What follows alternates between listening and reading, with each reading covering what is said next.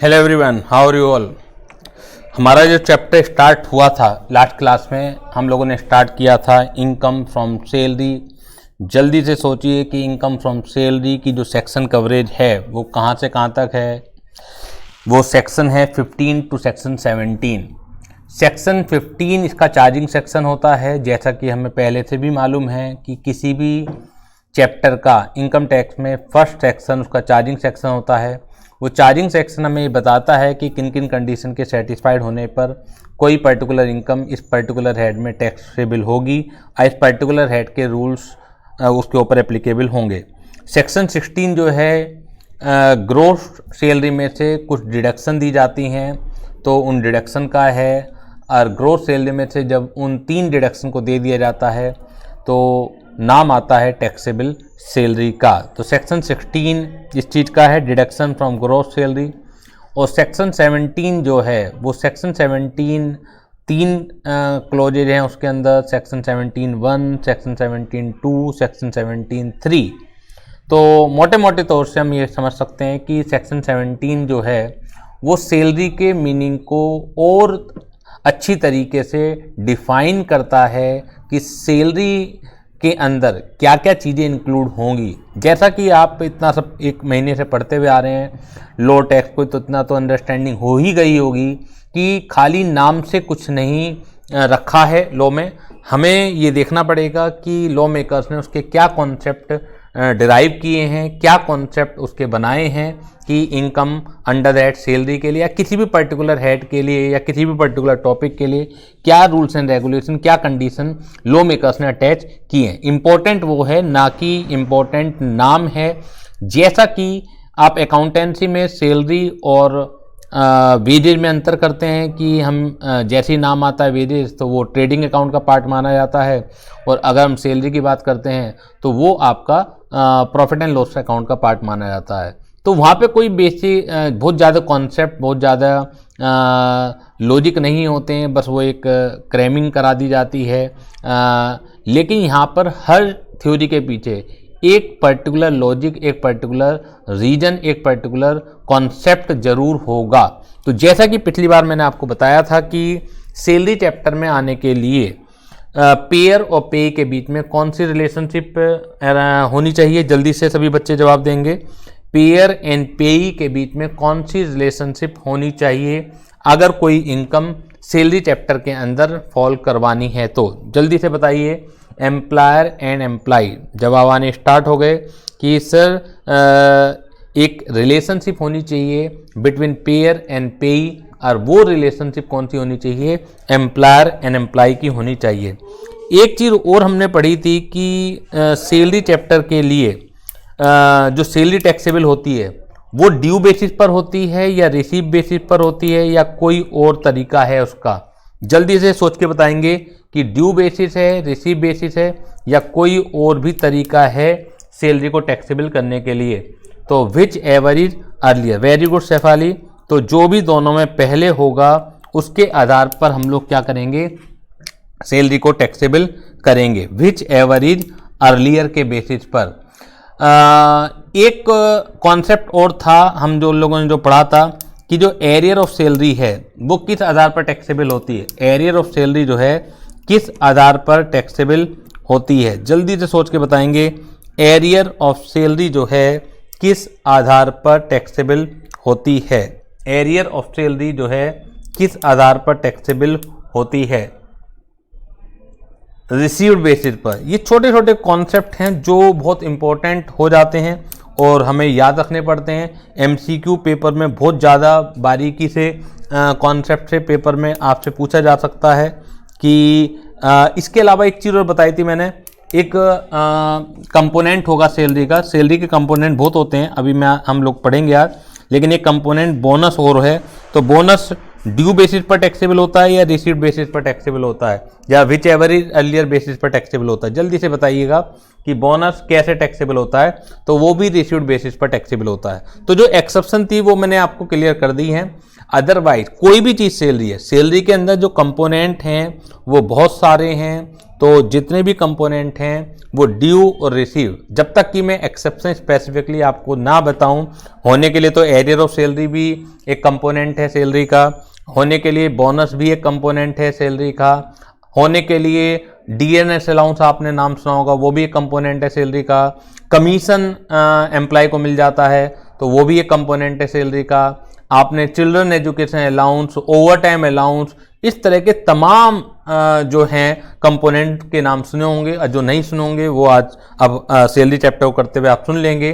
तो सारे के सारे कंपोनेंट जो हैं ड्यू और receive whichever happens to be earlier के बेसिस पर टैक्सेबल होते हैं, जब तक कि मैं 4-5 आइटम हैं उनके लिए कुछ एक्सेप्शंस काम करेंगी, तो वो एक्सेप्शन हमें याद रखनी है। अदरवाइज जो बेसिक कॉन्सेप्ट है ड्यू और receive whichever happens to be earlier पर, तो जैसा कि आपको स्क्रीन पर दिख रहा होगा ये सब हम कर ही चुके थे। एक relationship of receiver with the pair क्या होनी चाहिए, वो होनी चाहिए एम्प्लॉयर और एम्प्लॉय की, वो होनी चाहिए एम्प्लॉयर और एम्प्लॉय की। एक बार आपके लिए पढ़ देते हैं हम लोग कि एम्प्लॉयर और एम्प्लॉय की रिलेशनशिप का जो है वो क्या चीज़ डिमांड करती है, किस तरीके से पता लगेगा कि एम्प्लॉयर और एम्प्लॉय की रिलेशनशिप है या नहीं है। तो relationship of receiver with the pair, and this relationship is said to exist only if there is a control over the method of doing the work of other person। जैसे मैंने last class में भी आपको बताया था कि होने के लिए तो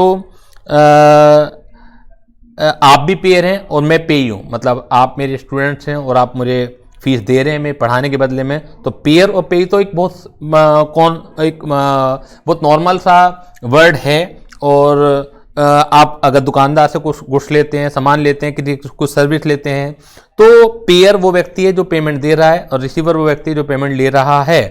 लेकिन क्या हर पेयर और पे के बीच में ये रिलेशनशिप होगी एम्प्लॉयर और एम्प्लॉय की, वो थोड़ा सा एलोबरेट करें तो मास्टर एंड सर्वेंट, यानी कि pair should be the master and receiver should be the servant. और ये कैसे पता लगता है, ये टीएनसी देख के पता लगता है जी कि क्या पेयर का पेयर ये बताएगा, एम्प्लॉयर ये बताएगा what to do, how to do, when to do, यानी कि इनके जवाब अगर एम्प्लॉयर बता रहा है क्या करना है, कब करना है, कैसे करना है, और employee bound to follow the instruction given by the master, और दूसरा व्यक्ति अगर उन इंस्ट्रक्शंस को मानने के लिए बाध्य है, तो ये कहा जा सकता है कि दो व्यक्तियों के बीच में एम्प्लॉयर और एम्प्लॉय रिलेशनशिप है। जैसे आप मुझे फीस दे रहे हैं, आपने बताया कि सर आपको इस फीस के बदले में क्या करना है, क्या सीएमआई देनी है, आपको सीए इंटरमीडिएट, सीएस एग्जीक्यूटिव का हमें टैक्स पढ़ाना है, लॉ पढ़ाना है, तो आप ये बताएंगे, लेकिन कब पढ़ाना है, कैसे पढ़ाना है, तो वो आप मेथड ऑफ डूइंग वर्क के ऊपर, मेरे ऊपर आप कोई कंट्रोल नहीं रख सकते हैं। तो क्योंकि आप कंट्रोल नहीं रख सकते हैं तो ये नहीं कहा जा सकता है कि मेरे और आपके बीच में एम्प्लॉयर और एम्प्लॉय रिलेशनशिप है। कभी भी आपको एग्जाम्पल को नहीं रटना है कि टीचर कभी भी एम्प्लॉयर और एम्प्लॉय रिलेशनशिप में नहीं बंधा हुआ होगा। स्कूल के टीचर होते हैं, जो गवर्नमेंट टीचर होते हैं, वो अपने स्कूल से, अपनी ऑर्गेनाइजेशन से एम्प्लॉयर और एम्प्लॉय रिलेशनशिप में बंधे हुए होते हैं। तो बच्चे गलती क्या करते हैं, एग्जाम्पल को क्रैम कर लेते हैं और हर जगह वही चीज लगा के देखते हैं, जबकि आपको जो कॉन्सेप्ट है उसे देखना है कि किस सिचुएशन में क्या चीज फिट बैठ रही है, किस सिचुएशन में क्या कंडीशन बैठ रही है और किस सिचुएशन में क्या कंडीशन नहीं बैठ रही है। दो व्यक्तियों की अलग अलग सिचुएशन हो सकती है, दो टीचर अलग अलग ऑर्गेनाइजेशन में हो सकते हैं, हो सकता है एक टीचर और ऑर्गेनाइजेशन के बीच में ये control over the method of doing work ना हो, तो वहां पर ये नहीं कहा जाएगा कि टीचर इज एम्प्लॉय। लेकिन दूसरी जगह अगर ये चीज है तो उसे कहा जाएगा एम्प्लॉयर और एम्प्लॉय रिलेशनशिप। तो आगे पढ़ते हैं। Control is said to exist if the payer can direct what has to be done. Control माना जाएगा अगर पेयर ये डायरेक्ट करे क्या करना है, when, how and by whom it had to be done, and the receiver is bound to follow all his instructions. This relationship is also called master and servant or principal agent relationship. Few common example where there is no control of payer over the payee are, जैसे partner है, अगर आपने सुना हो तो partner को भी salary मिलती है, तो नाम से कुछ नहीं रखा है। ये समझ लीजिए कि कभी आप पेपर में वर्ड आए कि सैलरी रिसीव्ड बाय राम और एकदम आपके मुंह में लॉलीपॉप आ जाए और आपको लगे कि यार ये तो सिंपल सा क्वेश्चन हो गया और सैलरी हेड के रूल लगाने हैं, सैलरी नाम आते ही आपने एकदम सोच लिया कि सैलरी चैप्टर एप्लीकेबल होगा। ऐसा नहीं है, आपको उसकी डिटेल में आपको उसके अंदर झांक के देखना पड़ेगा। पार्टनर और पार्टनरशिप फर्म के बीच में क्या मास्टर एंड सर्वेंट की रिलेशनशिप होती है? खुद ही पार्टनर जो होते हैं वही मास्टर होते हैं। तो क्या ये कहा जा सकता है कि उन्हें जो नाम जो सैलरी मिल रही है वो सैलरी चैप्टर में आएगी? इसी तरह से member of parliament, member of legislature, जो लोकसभा हैं, जो विधानसभा हैं, राज्यसभा हैं, विधान परिषद हैं, उनके मेंबर को भी क्या मिलती है? नाम तो सैलरी ही आता है। तो क्या ये कहा जा सकता है कि गवर्नमेंट ऑफ इंडिया और जो मेंबर ऑफ पार्लियामेंट हैं उनके बीच में रिलेशनशिप होती है एम्प्लॉयर एंड एम्प्लॉय? कितने नेता गवर्नमेंट की बात मानते हैं? वहां तो बल्कि लात घूसे, कुर्सियां, गाली गलौज सभी चलता है। तो क्या एक नॉर्मल संस्था में जहां एम्प्लॉयर और एम्प्लॉय रिलेशनशिप होती है वहां हो सकता है? आप देखिए कि कितना मुखर तरीके से जो विपक्ष के सांसद होते हैं, विपक्ष के राज्यसभा के सदस्य होते हैं, इसी तरह विधानसभा, विधान परिषद के जो सदस्य होते हैं, कितने मुखर तरीके से वो विरोध करते हैं। तो क्या एक एम्प्लॉय विरोध कर सकता है उस मुखर तरीके से, जिस तरीके से वो लोग करते हैं? Answer is no. अब क्योंकि आंसर इज नो है तो इसलिए कहा जा सकता है कि गवर्नमेंट ऑफ इंडिया का, ऑल्दो गवर्नमेंट ऑफ इंडिया जो है उन लोगों को सैलरी देती है, तो वो रिलेशनशिप एग्जिस्ट करता ही नहीं है। क्योंकि एग्जिस्ट नहीं करता है तो दैट्स वाई कि उनके की जो सैलरी वो ड्राइव कर रहे हैं वो सैलरी चैप्टर में नहीं आएगी। अब आपके मन में एक क्वेश्चन जरूर आ रहा होगा कि सर अगर सैलरी चैप्टर में नहीं आएगी तो किस चैप्टर में आएगी? तो पेशेंस रखिए। अगर अभी सारा का सारा मैं बता दूंगा तो बड़ा कंफ्यूजन हो जाएगा। अभी अगर मैं बताऊंगा कि वो अदर सोर्सेज में आती है, पार्टनर की सैलरी पीजीबीपी में आती है, तो आपके मन में एक क्वेश्चन जरूर आएगा, सर ऐसा क्यों कि पार्टनर की सैलरी पीजीबीपी में क्यों और जो मेंबर ऑफ पार्लियामेंट की सैलरी वो अदर सोर्सेज में क्यों? तो उसके लॉजिक मुझे बताने पड़ेंगे, उनके कॉन्सेप्ट बताने पड़ेंगे। तो अभी अगर मैं बताऊंगा तो वो सिंपली रट तो सकते हैं, आपने रट लिया पार्टनर की सैलरी पीजीबीपी और पार्लियामेंट मेंबर की सैलरी अदर सोर्सेज में, लेकिन जो लॉजिक है, जो कॉन्सेप्ट है, वो जैसे ही आप उनके चार्जिंग सेक्शन पढ़ेंगे तो समझ में आ जाएगी बात आपके। तो यहां पर हम पढ़ रहे थे partner of the firm, any salary, bonus et cetera by whatever name called received by the partner from the firm shall not be regarded as salary. Director who is not an employee, देखिए director भी अलग अलग capacity के हो सकते हैं। अगर director employ की कैपेसिटी है तो डायरेक्टर की सैलरी ही में चैप्टर में आएगी, लेकिन अगर डायरेक्टर एम्प्लॉय नहीं है तो उसकी सैलरी चैप्टर में नहीं आ सकती है। अब आप मेरे से पूछेंगे कि सर हमें ये कैसे पता लगेगा कि डायरेक्टर एम्प्लॉय है या नहीं है? वो आपको बता दिया जाएगा, लेकिन जैसे पार्टनर है ये कभी भी एम्प्लॉय नहीं हो सकता तो इसमें बताने की जरूरत नहीं है। मेंबर ऑफ पार्लियामेंट है, कभी भी एम्प्लॉय नहीं हो सकता तो इसमें बताने की जरूरत नहीं है। लेकिन डायरेक्टर की प्रैक्टिकल लाइफ में दो भूमिका हो सकती है, क्योंकि आपने उनका अपॉइंटमेंट लेटर तो देखा हुआ नहीं है जिससे आप समझ जाएं अपॉइंटमेंट लेटर को पढ़ के कि पेयर और पे के बीच में क्या रिलेशनशिप है। तो यहां पर आपको बता दिया जाएगा कि डायरेक्टर किस भूमिका में है। अगर एम्प्लॉय की भूमिका में है तो सैलरी चैप्टर लगेगा, और एम्प्लॉय की भूमिका में नहीं है तो सैलरी चैप्टर एप्लीकेबल नहीं होगा। बस सिंपल है। गेस्ट लेक्चरर, अगर कोई गेस्ट लेक्चरर के रूप में आता है पर डे वेजेज या जो असाइनमेंट बेसिस है कि आपको ये कोर्स पूरा कराना है, तो वो भी एक पेयर और पे के बीच में रिलेशनशिप नहीं होती है एम्प्लॉय और एम्प्लॉय की। तो दैट्स वाई कि salary received by the guest lecturer is not taxable under that salary. In all these cases income of the receiver is not taxable under the head salary. तो इन तीनों ही cases में या चारों ही cases में जो income जो receiver की है वो सैलरी चैप्टर में टैक्सेबल नहीं होगी। Is it clear to all of you? सभी बच्चों को ये क्लियर है कि नहीं है? जल्दी से बताइए कि सभी बच्चों को ये चीज क्लियर है कि नहीं है? सभी बच्चों को ये चीज क्लियर है कि नहीं है?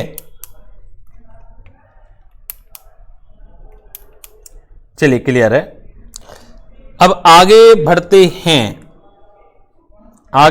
हैं जी। Contract of service versus contract for service, ये भी काफ़ी इंपॉर्टेंट कॉन्सेप्ट है और ये पूछा जा सकता है। मैंने जो कीवर्ड्स हैं वो सारे रेड कर दिए हैं। देखिए, पूछा जा सकता है आपसे कि कॉन्ट्रैक्ट ऑफ सर्विस जो है वो किस हेड में टैक्सेबल होता है, कॉन्ट्रैक्ट फॉर सर्विस किस हेड में टैक्सेबल होता है। एमसीक्यू भी आ सकता है आपसे, तो एमसीक्यू के लिए तो मैं बता देता हूं कि कॉन्ट्रैक्ट ऑफ सर्विस जो होता है वो एम्प्लॉयर और एम्प्लॉय रिलेशनशिप अगर है बिटवीन द पेयर एंड पे तो होता है, और कॉन्ट्रैक्ट फॉर सर्विस का मतलब होता है जब ये रिलेशनशिप पेयर और पे के बीच में नहीं होता है। कॉन्ट्रैक्ट ऑफ सर्विस यानी कि एक, अगर हम बिल्कुल शुद्ध हिंदी भाषा में समझें, कॉन्ट्रैक्ट फॉर सर्विस और कॉन्ट्रैक्ट ऑफ सर्विस, ऑफ और फॉर का फर्क है, लेकिन ऑफ और फॉर की वजह से कॉन्सेप्चुअली जमीन आसमान का फर्क है, कॉन्सेप्चुअली बहुत बड़ा अंतर ये पैदा हो जाता है। कॉन्ट्रैक्ट ऑफ सर्विस यानी कि आप सर्विस के लिए कॉन्ट्रैक्ट कर रहे हैं, सर्विस का कॉन्ट्रैक्ट कर रहे हैं। कॉन्ट्रैक्ट फॉर सर्विस यानी कि आपने अपनी सर्विसेज को ऑफर किया है। एक ही होता है कि आपने अपने आप को ऑफर कर दिया, और एक ये कि आपने अपनी सर्विसेज को ऑफर किया है। तो अपनी सर्विसेज, जैसे मैं पढ़ा रहा हूं एज ए टीचर, तो मैंने अपनी सर्विसेज को ऑफर किया है, मैंने अपने आप को ऑफर नहीं किया। इसका मतलब ऐसा नहीं है कि आप पेयर हैं तो आप कुछ भी मेरे से एक रीजनेबल काम ले सकते हैं। मैंने अपनी सर्विसेज, पढ़ाने की सर्विसेज मैंने आपको ऑफर की हैं, तो ये होता है कॉन्ट्रैक्ट ऑफ सर्विस। एक होता है अपने आप को ऑफर करना, जैसे एक स्कूल में टीचर, एक डिग्री कॉलेज में टीचर होते हैं, उनका मेन काम क्या होता है, पढ़ाने का, लेक्चर देने का। तो क्या प्रिंसिपल, क्या मैनेजमेंट कुछ और वर्क नहीं लेता उनसे, और एक्स्ट्रा वर्क भी उनसे लेता है। तो वो क्या होता है, अपने आप को ऑफर करना, ठीक है ना, कि मैं इस समय से इस समय तक आपके पास हूं, आप मुझे इसकी तनख्वाह दे रहे हैं। अब कोई भी काम आप मेरे से ले सकते हैं, लेकिन रीजनेबल होना चाहिए। ऐसा नहीं है कि कोई भी ऐसी भी नौकरी नहीं चला करती है कि आपने एक लेक्चरर अपॉइंट किया और उससे आप पानी पिलाने का काम करवा रहे हैं कि आप जी सुबह 8 बजे से लेकर दिन के 2 बजे तक आप हमारे पास हैं, तो 2 बजे तक हम कुछ भी काम लेंगे। लेकिन उनसे कॉपी चेक करने का काम, उनसे और एडमिनिस्ट्रेशन करने का काम, उनसे एग्जाम रिजल्ट तैयार करवाने का काम, ये सारे काम तो लिए ही जाते हैं, आप जानते हैं। तो contract of service and contract for service, ये डिफरेंस है। Wherever there exists employer and employee relationship, there is a contract of service. In this, employer can control and direct the work to be performed by the employee. In this case, income received by a person shall be regarded as salary. Where there is no employer or employee relationship, then two people enjoy the relationship of contract of for service. In this, the contractee can only be told what is to be done. There can be no specific instruction about how it is to be done. In this case, income shall be taxable as income of business or profession or income of other sources. जैसे मैंने कहा आपसे कि partner की salary PGBP में आती है, member of parliament की सैलरी अदर सोर्सेज में आती है, तो किसी की कहीं किसी की कहीं आ सकती है, क्योंकि ये कुछ एग्जाम्पल हैं, इसके अलावा बहुत सारे एग्जाम्पल बैठेंगे। तो contract of service creates employer और employee relationship, whereas contract for service does not result in such relationship. Therefore, any income from such relations is not to be taxed under this head of income. यहां तक बताइए कोई भी problem हो तो, जल्दी से बताइए आप मुझे, कोई भी प्रॉब्लम हो तो जल्दी से, जल्दी बताइए कोई प्रॉब्लम हो तो। सभी बच्चे जल्दी से बताएंगे कि कोई प्रॉब्लम हो तो।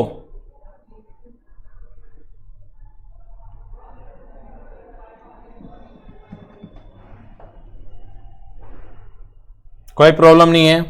अब जो स्क्रीन के सामने आपके आ रहा है, बेटा इसे बंद कर लो क्योंकि चांदना आ रहा है सामने, आपको सही दिखाई नहीं दे रहा होगा। जो स्क्रीन के सामने एक कॉन्सेप्ट आ रहा है, लास्ट क्लास में मैंने अच्छी तरह डिस्कस कर दिया था, फिर भी थोड़ा सा ये अलग तरीके का कॉन्सेप्ट है तो बच्चों को परेशानी अनुभव हो जाती है, इसलिए मैं बता रहा हूं दोबारा से कि सैलरी जो है, पता है हमें, ड्यू और receive whichever happens to be early के बेसिस पर टैक्सेबल होती है, और हमेशा जब तक कुछ नहीं कहा है क्वेश्चन में तो हम ये मानेंगे कि ड्यू पहले हो रही है और रिसीव बाद में हो रही है। ये नॉर्मल प्रैक्टिस भी रहती है, कोई भी एम्प्लॉयर जल्दी से इच्छुक नहीं रहता है वो सैलरी देने का कि पहले से वो दे दे, ड्यू से भी पहले दे दे, ड्यू के बाद ही देता है, ड्यू डेट पर भी बहुत कम लोग देते हैं। तो ये एक प्रिजम्पशन रहती है कि ड्यू जिस दिन भी हो रही है उसके बाद ही सैलरी मिलेगी। अब क्वेश्चन में ये कहा जा सकता है आप सभी से कि सैलरी जो ड्यू हो रही है वो last day of the month को हो रही है, यानी कि अगर अप्रैल की सैलरी की बात करें, अप्रैल 2020 की बात करें तो 30 अप्रैल 20 को ड्यू हो रही है। अगर हम मई 20 की बात करें तो 31 मई को ड्यू हो रही है। जून 20 की बात करें तो 30 जून को ड्यू हो रही है। तो ये कहा जा सकता है, ये माना जाएगा और हमेशा यही मानेंगे अगर क्वेश्चन साइलेंट रहा तो, क्योंकि लॉ का पेपर बहुत सारी संभावनाओं पर, बहुत सारी एजम्पशन पर, बहुत सारी मान्यताओं पर निर्भर करता है। तो या तो जो एजम्पशन होंगी वो क्लियर कट होंगी क्वेश्चन पेपर में, तो हमें उस तरीके से ट्रीट करना पड़ेगा क्वेश्चन को। लेकिन अगर प्रिजम्पशन क्लियर नहीं है तो क्या मानना है, वो एक स्टैंडर्ड बना हुआ है, और स्टैंडर्ड ये बना हुआ है सैलरी में कि if it is not given when a salary of a particular month is due, then it always be assumed that salary will become due on the last day of each month. ये एक presumption बनी हुई है हमें question को करने के लिए। if it is not given in the question, तो अगर ऐसा है तो उस केस में हम अप्रैल से मार्च तक की ही सैलरी टैक्सेबल करेंगे, अप्रैल से मार्च तक की टैक्सेबल ही करेंगे। सर इसमें कौन सी नई बात है, ये तो हम करते ही हैं, हमारा प्रीवियस ईयर ही अप्रैल से मार्च तक का है। तो सुनिए क्या नई बात है। अगर ये दिया हुआ है कि salary will become due on first day of next month या second day of next month, ये जो फर्स्ट या सेकंड है ये सिर्फ एग्जाम्पल है, 7th of the next month, यानी कि जिस महीने की सैलरी है उस महीने ड्यू ना होके अगले महीने की किसी भी तारीख को ड्यू हो रही है, तो उस सिचुएशन में हम जो सैलरी टैक्सेबल करते हैं मार्च 20 से फरवरी 2021 तक टैक्सेबल करेंगे। ध्यान दे लीजिए आप इस बात को, ये बहुत इंपॉर्टेंट पॉइंट है, और ये तभी होगा अगर it is given in a question clearly कि salary will become due on next month की किसी तारीख को अगर ड्यू हो रहा है। If it is clearly given in the question, तो उस केस में हम एक महीने पहले से अपना टैक्सेबल करना स्टार्ट करेंगे। तो वैसे मैंने समझा दिया था आपको, लेकिन और अच्छी तरीके से एक क्वेश्चन के माध्यम से मैं आपको समझाऊंगा। पहले इसे कॉन्सेप्ट को स्टडी कर लेते हैं। If the salary is payable on monthly basis, if the salary is payable on monthly basis, it normally become due at the end of month although it is paid in the next month, यद्यपि paid तो अगले महीने में किसी तारीख को होगी। In this case, it will be taxable on due basis because due is earlier than received. Therefore, salary normally taxable from April to March, as the salary of March become due at the end of the month. However, in some cases, the salary become due on the first day of the next month. In that case, we shall take the salary from March to February because salary of the month of March of current year will be due only in the next financial year, and the salary of month of March of last previous year become due on first of the current year. देखिए जो मैंने concept बताया है उसकी वजह से कोई previous year change नहीं होता है। सिंपल सा जो कॉन्सेप्ट दिया हुआ है सेक्शन 15 में कि सैलरी टैक्सेबल ड्यू और receive whichever happens to be earlier के बेसिस पर टैक्सेबल होगी। सिर्फ और सिर्फ ये है, थोड़ा सा दिमाग लगाना है, ऑब्जर्व करना है, कंसंट्रेट करना है कि हमारा जो प्रीवियस ईयर है और हमारा प्रीवियस ईयर है अप्रैल टू मार्च, तो उन अप्रैल टू मार्च में कौन से महीने की सैलरी जो है ड्यू हो रही है, क्योंकि रिसीव तो बाद में ही हो रही है, हम ये मान के चल रहे हैं। तो दोनों में से कौन सा पहले हो रहा है, यानी कि ड्यू हो रहा है, तो अप्रैल टू मार्च में कौन से महीने की सैलरी ड्यू हो रही है, बस इसका खेल है। जैसे कि क्वेश्चन जो दिख रहा है आपको अपने पेज नंबर 3 पर आपकी स्क्रीन के सामने है। अंटिल अगस्त 30 2020, ठीक है ना, जो एक्स लिख रखा है उसमें मैं ईयर अपने हिसाब से आपको बताऊंगा, ठीक है ना। अंटिल अगस्त 2020 तो ये क्या है, 2020 की बात हो रही है। X is in the employment of save limited on a fixed salary of 35,000 per month, यानी कि 31 अगस्त 2020 तक आपका प्रीवियस कौन सा चल रहा है, जल्दी से बताइए, आप बताइए, सामने जो बच्चे बैठे हुए हैं कौन सा प्रीवियस चल रहा है, 2021। सत्यम आप बताएंगे कि 2021 का मतलब क्या है, कि कौन सी डेट से स्टार्ट होगा, कौन सी डेट को खत्म होगा, 1 अप्रैल 2020 से 31 मार्च 20 तक।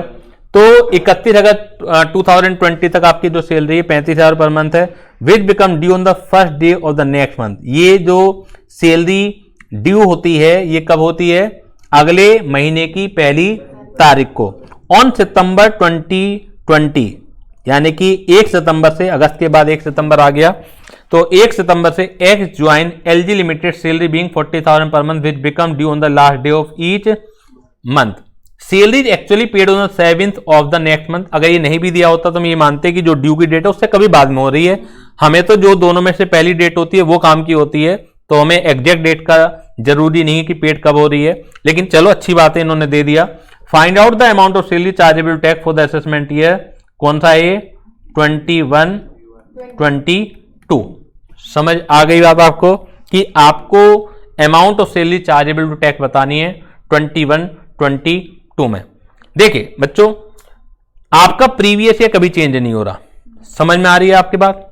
आप ये ना माने कि प्रीवियस ईयर हमारा कुछ चेंज हो रहा है। प्रीवियस ईयर क्या रहने वाला है आपका, जो है वही रहने वाला है, यानी कि प्रीवियस ईयर क्या रहने वाला है आपका 2020-21 ही रहने वाला है, ठीक है ना। अब आपको ये देखना है कि अप्रैल 20 में क्या हुआ है, मई 20 में क्या हुआ है, जून 20, जुलाई 20, अगस्त 20, सितंबर 20, अक्टूबर 20, नवंबर 20, दिसंबर 20, जनवरी 21, फरवरी 21 और मार्च 21। इन महीने, यही महीने टैक्सेबल होंगे आपके लिए। समझ में आ रही है बात आपके, कोई प्रॉब्लम तो नहीं है बच्चों, जल्दी से बताइए कि अप्रैल से मार्च में जो सैलरी ड्यू हुई होगी या रिसीव हुई होगी, जो भी दोनों में पहले हुआ होगा, तो वो वाली सैलरी टैक्सेबल होनी है।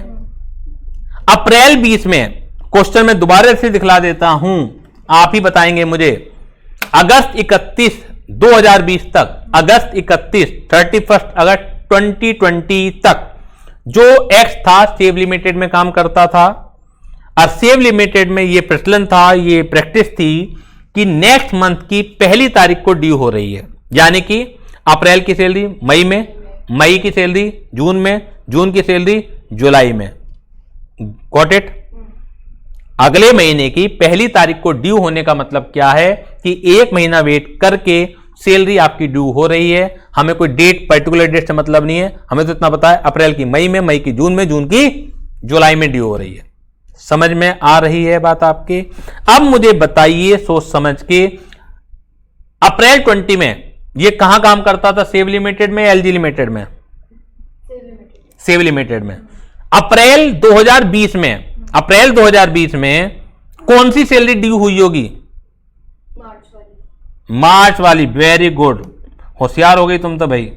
मार्च 20 वाली सैलरी ड्यू हुई होगी ना। अप्रैल 20 में मार्च 20 वाली सैलरी ड्यू हुई होगी, मई 20 में अप्रैल वाली सैलरी ड्यू हुई होगी, जून में मई वाली सैलरी ड्यू हुई होगी, जुलाई में जून वाली सैलरी ड्यू हुई होगी, अगस्त में जुलाई 20 वाली हुई होगी। 31 अगस्त तक तो यहां था, लेकिन अगस्त की भी कब ड्यू हो जाएगी, सितंबर में। तो अगस्त की सैलरी मिलेगी ना इसे, लेकिन अब ये 1 अगस्त से एलजी में भी आ गया, और एलजी में क्या प्रैक्टिस है कि एलजी में क्या प्रैक्टिस है भैया, एलजी में क्या प्रैक्टिस है, जल्दी से देखिए। वो तो पेड है, वो तो पेड है, पेड की मतलब नहीं है। X join LG limited sale living 40,000 per month which become due on the last day of each month. यानी कि सितंबर 2020 में एक तो सेव लिमिटेड की सैलरी हुई होगी है, और 1 सितंबर की सैलरी सितंबर में भी तो ड्यू हुई होगी, ये एलजी लिमिटेड की होगी। जल्दी से बताइए, कितना बढ़िया कॉन्सेप्ट है ये ऐसा कॉन्सेप्ट है कि आप सोचें कि रट लें किसी भी कॉन्सेप्ट को और ये क्वेश्चन हो जाए, वो संभव नहीं है। बहुत बढ़िया छांट के मैंने क्वेश्चन ड्राफ्ट किया है। ये सितंबर महीना इस पर्टिकुलर केस में ऐसा आएगा कि इसमें 2-2 महीने की सैलरी ड्यू हो रही होगी। आपको कोई ये पेपर में स्टैक करके नहीं दिखलाना, ये तो मैं पहली बार आपको पढ़ा रहा हूं, आपको नहीं पता तो इसलिए मैं इतना टाइम लगा रहा हूं उसमें। अक्टूबर में अक्टूबर की ही हुई होगी, नवंबर में नवंबर की ही हुई होगी, दिसंबर में दिसंबर की ही हुई होगी, जनवरी में जनवरी की ही होगी, फरवरी में फरवरी की होगी, मार्च में मार्च की ही होगी। आप देख रहे हो, बाद में एलजी लिमिटेड में चला गया तो वहां तक मार्च तक की सैलरी आ रही है। क्यों आ रही है? क्योंकि सेम मंथ की सेम मंथ में ड्यू हो रही है। इसलिए कहा जाता है कि अगर इसमें तो दोनों कॉन्सेप्ट एक साथ फंस गए, इसलिए और अच्छा क्वेश्चन बन जाता है ये। लेकिन अगर बच्चे जो रटते हैं और एजुकेटर जो रटाते हैं कि अगर आपकी सैलरी अगले महीने की 1 तारीख को ड्यू हो रही हो तो आप मार्च से फरवरी कर लेना, तो वो समझ में आता है कि क्यों मार्च से फरवरी हो जाता है। क्योंकि जब तक ये अगले महीने की 1 तारीख को ड्यू हो रही थी सेव लिमिटेड में, तो वहां अप्रैल में 1 महीना पहले, मई में और 1 महीना पहले, तो अगर ये काम लास्ट तक चलता चला जाता तो मार्च की मार्च में थोड़ी आती, फरवरी तक ही तो आती। इसलिए वो रटा दिया जाता है कि प्रीवियस ईयर चेंज होगी, जबकि प्रीवियस ईयर चेंज नहीं होता है। Previous year always April to March ही रहेगा, लेकिन उसका जो इंपैक्ट है वो इस तरीके से आता है कि 1 महीने पहले की सैलरी टैक्सेबल होना स्टार्ट हो जाती है। सभी बच्चे जल्दी से बताएंगे, हम सब भेजेंगे कि आपको ये कॉन्सेप्ट क्लियर हुआ या नहीं हुआ। बहुत अच्छे कॉन्सेप्ट में से एक कॉन्सेप्ट है ये समझ लीजिए, जो मैंने इतने आसान तरीके से आपको समझाने की कोशिश की है। अब उसमें सफल हुआ हूं या नहीं हुआ हूं ये आप बताएंगे मुझे, लेकिन बहुत बढ़िया कॉन्सेप्ट मैंने आपको बहुत आसान तरीके से और उलझा दिया था वैसे मैंने, क्योंकि एक ही कॉन्सेप्ट में एक ही क्वेश्चन में दोनों तरीके के मैंने कॉन्सेप्ट ला दिए कि अगले महीने की तारीख को ड्यू हो रही है तो क्या होगा, और सेम मंथ क्यों ड्यू हो रही है तो क्या होगा। अब सर जल्दी से बता दीजिए कि अगर हम इस क्वेश्चन को करेंगे, तो मैंने आपको समझाने के लिए बताया है कि हमें सोचने का तरीका क्या रखना है, क्योंकि अगर आप सोचेंगे सही तो होगा सही, अगर सोचेंगे गलत तो होगा गलत। तो आप जल्दी से बता दीजिए कि सैलरी टैक्सेबल होनी कितनी है।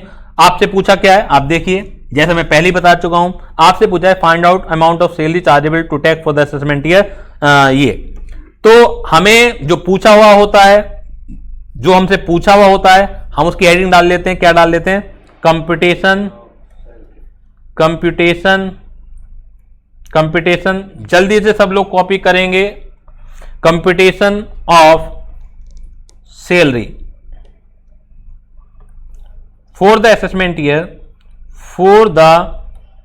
2021-22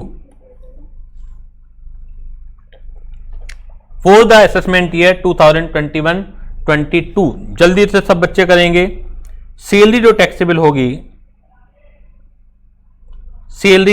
होगी, हम इसमें 2 लिख लेते हैं, सेव लिमिटेड और एलजी लिमिटेड।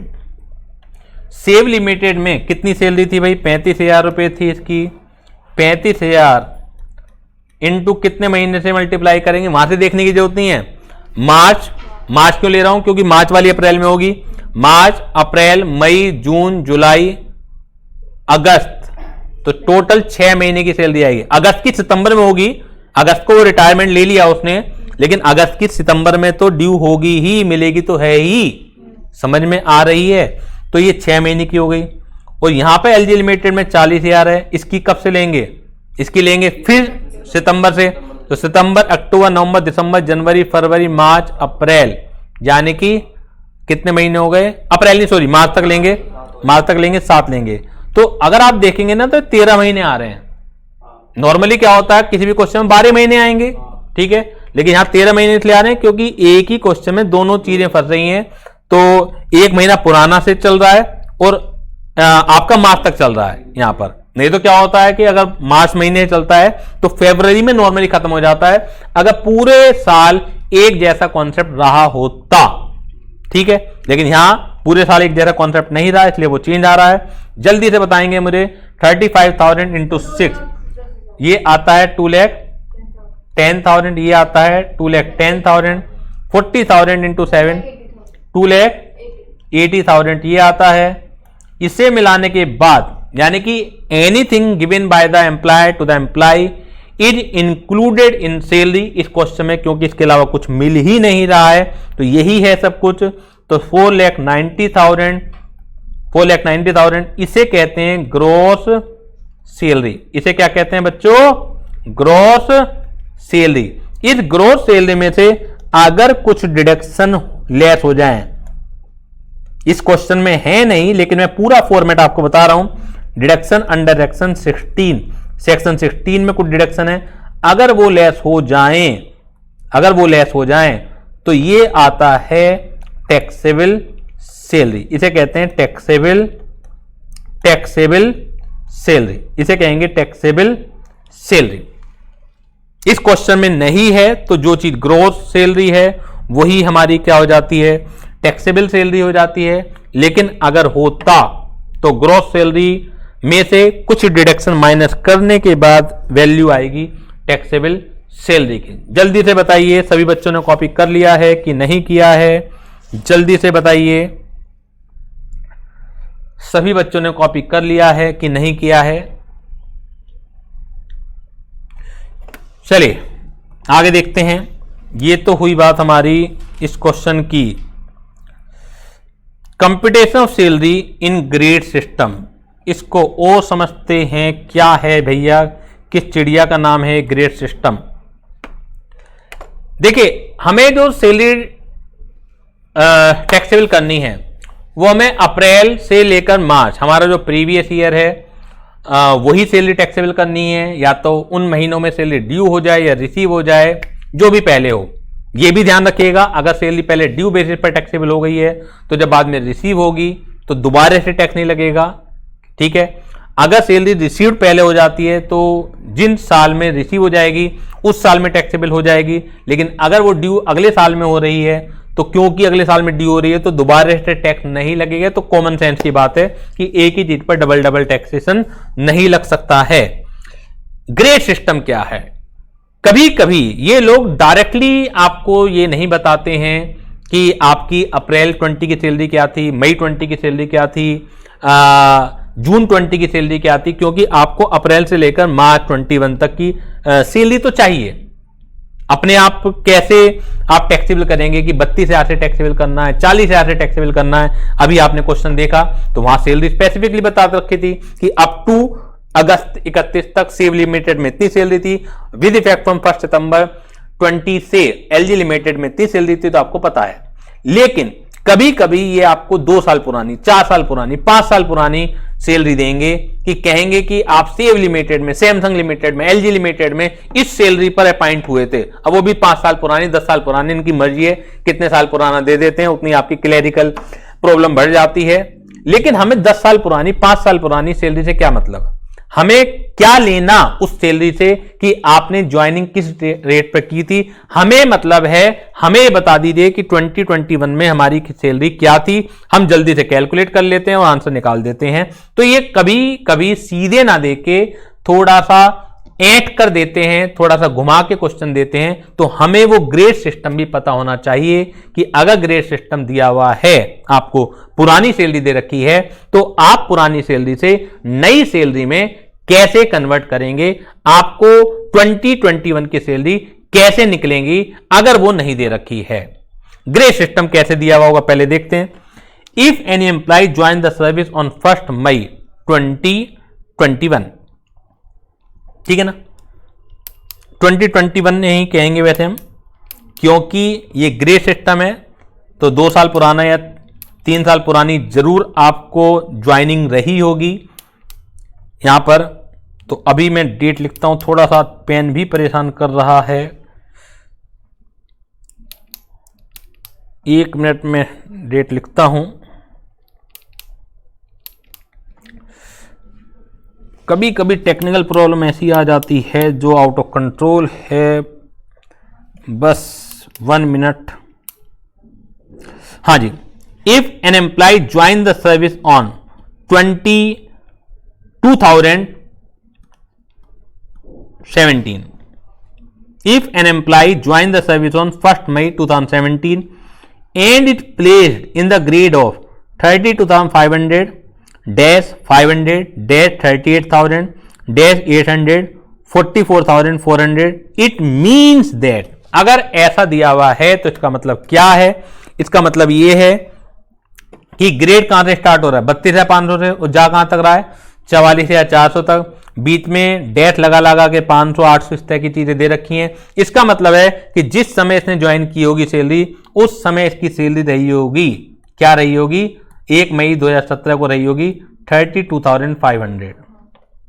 हर साल इंक्रीमेंट होगा 500 रुपए का, यानी कि 1 मई 2018 को इसकी जो सैलरी हो जाएगी वो जाएगी 33,000 रुपए। 1 मई मतलब मई 18 की सैलरी 33,000, जून 18 की सैलरी 33,000, जुलाई 18 तक की सैलरी 33,000, और ये चलेगी कब तक, अप्रैल 2019 तक। और ये 500 रुपए हर साल इंक्रीमेंट होगा जब तक ये सैलरी 38,000 ना हो जाए, यानी अगले 5-6 सालों में बढ़ते बढ़ते इसकी सैलरी क्या हो जाएगी, 38,000 हो जाएगी। एक बार 38,000 पहुंचने के बाद इंक्रीमेंट होगा 800 रुपए का हर साल, जैसे मैंने अभी बताया है। जैसे इसकी अगर 1 मई 2019 की सैलरी लगाएंगे तो 33,500 हो जाएगी, अगर 1 मई 2020 की सैलरी लगाएंगे तो 34,000 रुपए सैलरी हो जाएगी। इस तरीके से चलना है 38,000 तक, और 38,000 एक बार पहुंचने के बाद उसके अगले साल इंक्रीमेंट करना है 800 रुपए का, जब तक की सैलरी 44,400 ना हो जाए। और एक बार हो गई तो इसके बाद पूरी लाइफ टाइम कोई इंक्रीमेंट नहीं होगा जब तक कि आपका ग्रेड ही ना बदल दिया जाए। आपका ग्रेड, क्योंकि प्रमोशन भी होता है, आप अगर चपरासी पे लगे हैं तो फिर क्लर्क होंगे, क्लर्क लगे हैं तो ऑफिसर होंगे। ये खैर कहने वाली बात है, चपरासी कभी ऑफिसर नहीं बनता है। हाँ, अगर क्लर्क लगे हैं तो ऑफिसर होंगे, ऑफिसर होंगे तो फिर मैनेजर हो जाएंगे, मैनेजर हो जाएंगे तो सीनियर मैनेजर हो जाएंगे, सीनियर मैनेजर के बाद आपके और ज़्यादा बड़ा एरिया मिल जाएगा आपको। तो अगर वो ग्रेड चेंज हो गए तो बात अलग है, लेकिन अगर ग्रेड चेंज नहीं हुए तो इसका मतलब इतना ही है कि पूरे लाइफ टाइम में आप मैक्सिमम 44,400 रुपए तक ही पहुंच पाएंगे, ठीक है ना। उसके बाद इंक्रीमेंट नहीं होगा। तो it means that he will get a basic salary 32,500 with effect from 1 May 2017। He will get annual increment 500 per month with effect from 1 May 2018 and onward till his salary reaches 38,000. Thereafter, he will get an annual increment of 800 per month till his salary reaches 44,400. No further increment will be given thereafter till he is placed in other grade. जब तक कि इसे दूसरे grade में ना कर दिया जाए। समझ में आ रही है बात आपके? जल्दी से सभी बच्चे ये क्वेश्चन करेंगे जो आपकी स्क्रीन पर आ रहा है, जल्दी से करेंगे। इसमें मैं डेट लिख देता हूं। ए ज्वाइन ये service on 1 August 2013, 1 August 2013 in the grade of 12,300, 13,800, 400, 17,800 and his salary was fixed 14,200। इसमें एक नई चीज आ गई। इसका मतलब ये है, वैसे अगर ये नहीं दी हुई होती कि उसकी सैलरी इतनी फिक्स की गई है तो इसका मतलब क्या होता कि 1 अगस्त 2013 को उसकी सैलरी 12,000 थी, फिर हर साल 300 रुपए बढ़ती। लेकिन यहां पे क्या मतलब है कि 1 अगस्त 2013 को उसकी सैलरी 14,200 रुपए है। ये स्पेसिफिकली दे रखा है, तो स्टार्टिंग हम यहां से ना करके यहां से करेंगे। यानी कि 1 अगस्त 2013 को उसकी जो सैलरी लेनी है हमें, क्या लेनी है हमें, 14,200 रुपये लेनी है और computed basic salary for the assessment year 21-22। अब जल्दी से आप सभी बच्चे 21-22 की सैलरी निकालेंगे, सभी निकाल के बताएंगे कि 21-22 में कितनी सैलरी टैक्सेबल होगी। जल्दी से निकालिएगा। क्या साफ साफ दे रखा है कि आपको 14,200 सैलरी फिक्स की गई है। तो ये 1 अगस्त 2013 की है, तो 1 अगस्त 2014 की क्या हो जाएगी? 14,200 तो प्लस 300, 12,000 का कुछ नहीं होगा। ये तो एक ग्रेड दे रखा है आपको, लेकिन ऐसा नहीं है कि कोई भी एम्प्लॉय भर्ती होगा तो बिल्कुल स्टार्टिंग से ही भर्ती होगा। समझ में आ रही है बात आपके? ये क्वेश्चन में साफ साफ दे रखा है, तो हमें फिर उसके अकॉर्डिंगली शुरुआत करनी है। जल्दी से कीजिए आप, मैं आपको टाइम दे रहा हूं।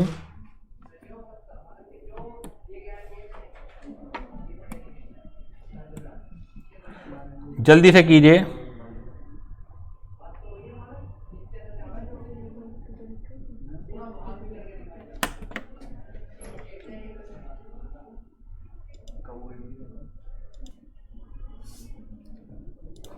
बेटा एक चीज क्लियर कर दूं, थोड़ा सा ओवरलुकिंग हो गई थी कि यहां पर दे रखी है आपको 14,200, ये 12,300, फिर 13,800 दे रखी है। तो इसका मतलब है जो इसका है इससे भी ऊपर फिक्स की गई है 13,800 से। तो इट मीन 14,200 1 अगस्त 2013 को रही है। तो अब 300 रुपए नहीं बढ़ेंगे, अब बल्कि कितने बढ़ेंगे? हर साल 400 रुपए बढ़ेंगे, जब तक कि 17,800 ना हो जाए। एक बार 17,800 होने के बाद फर्दर इंक्रीमेंट इसकी सैलरी में कुछ भी नहीं होगा। Is it clear?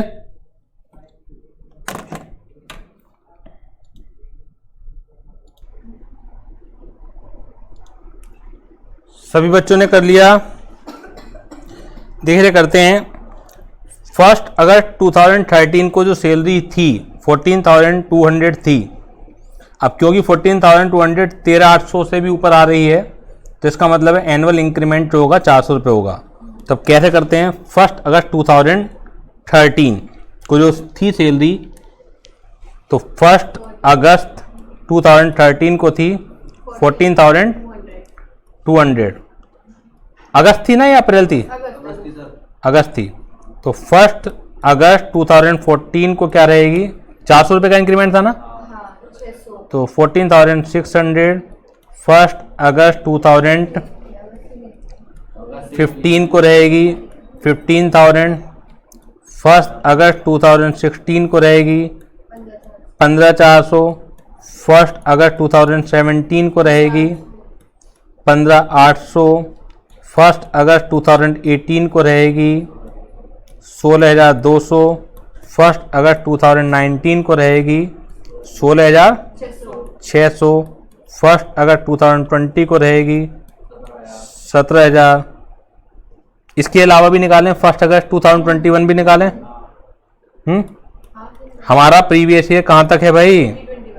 2021। तो 1 अगस्त 2021 के बाद की सैलरी का हमें कोई यूज है क्या? तो क्यों निकलवा रहे हो? इतना तो दिमाग लगाओगे नहीं? लगाओगे? आप कह रहे हो 1 अगस्त 2021 भी निकालो, माना निकाल भी ली मैंने 17,400। इसका यूज क्या है? ये तो 1 अगस्त 2021 के बाद रहेगी। हमारा प्रीवियस ईयर कहाँ खत्म हो रहा है? हमारा प्रीवियस ईयर कहाँ खत्म हो रहा है? 31 मार्च 2021 को। तो ये सैलरी तो आउट है इससे। आपका टोटल क्या आ रहा है बेसिक सैलरी का? आपने बस ये निकाल के छोड़ दिया?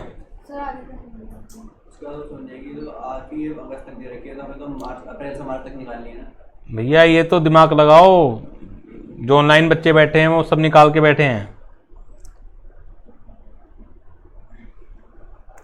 हर चीज पकी पकाई नहीं मिलने वाली है पेपर में, फिर आपको जज क्या करेंगे वो।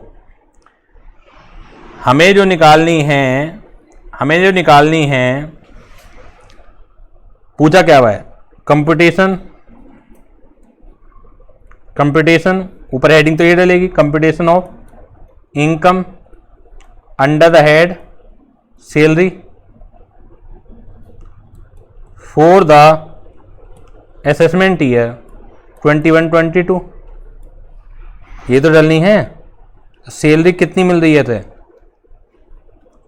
17,000 मल्टीप्लाई बाई कैसा आया 17,000, बल्कि 16,600, 16,600 अभी बताता हूँ, 16,600 मल्टीप्लाइड बाई ये एक अगर 2019 से कितनी तक सैलरी रही होगी है, अप टू 31 जुलाई 2020 तक रही होगी है। और ये एक अगर 2020 से लेकर 31 जुलाई 2021 तक रही होगी। आप ये बताइए आपका प्रीवियस है क्या है? अप्रैल 2020 है, अप्रैल 2020 है। अप्रैल 2020 में कौन सी सैलरी रही होगी? 16,600 या 17,000?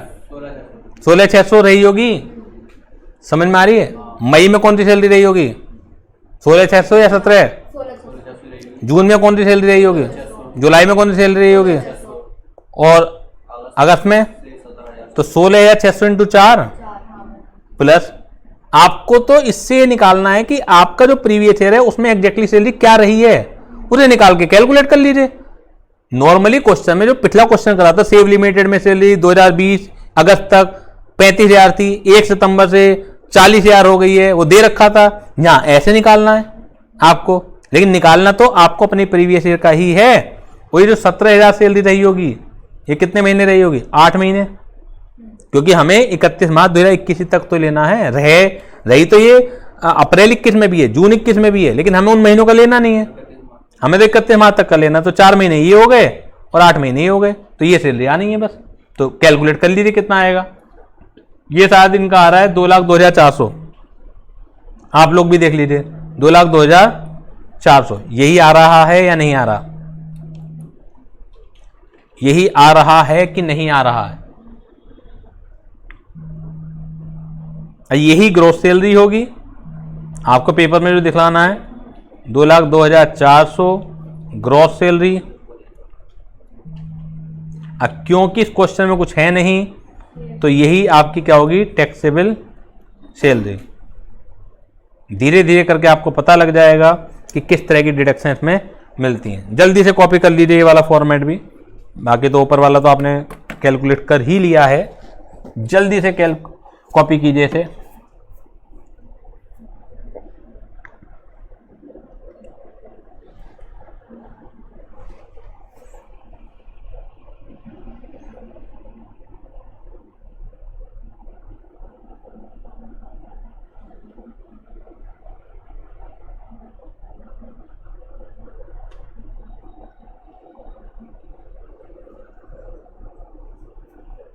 जल्दी जल्दी कॉपी कीजिए।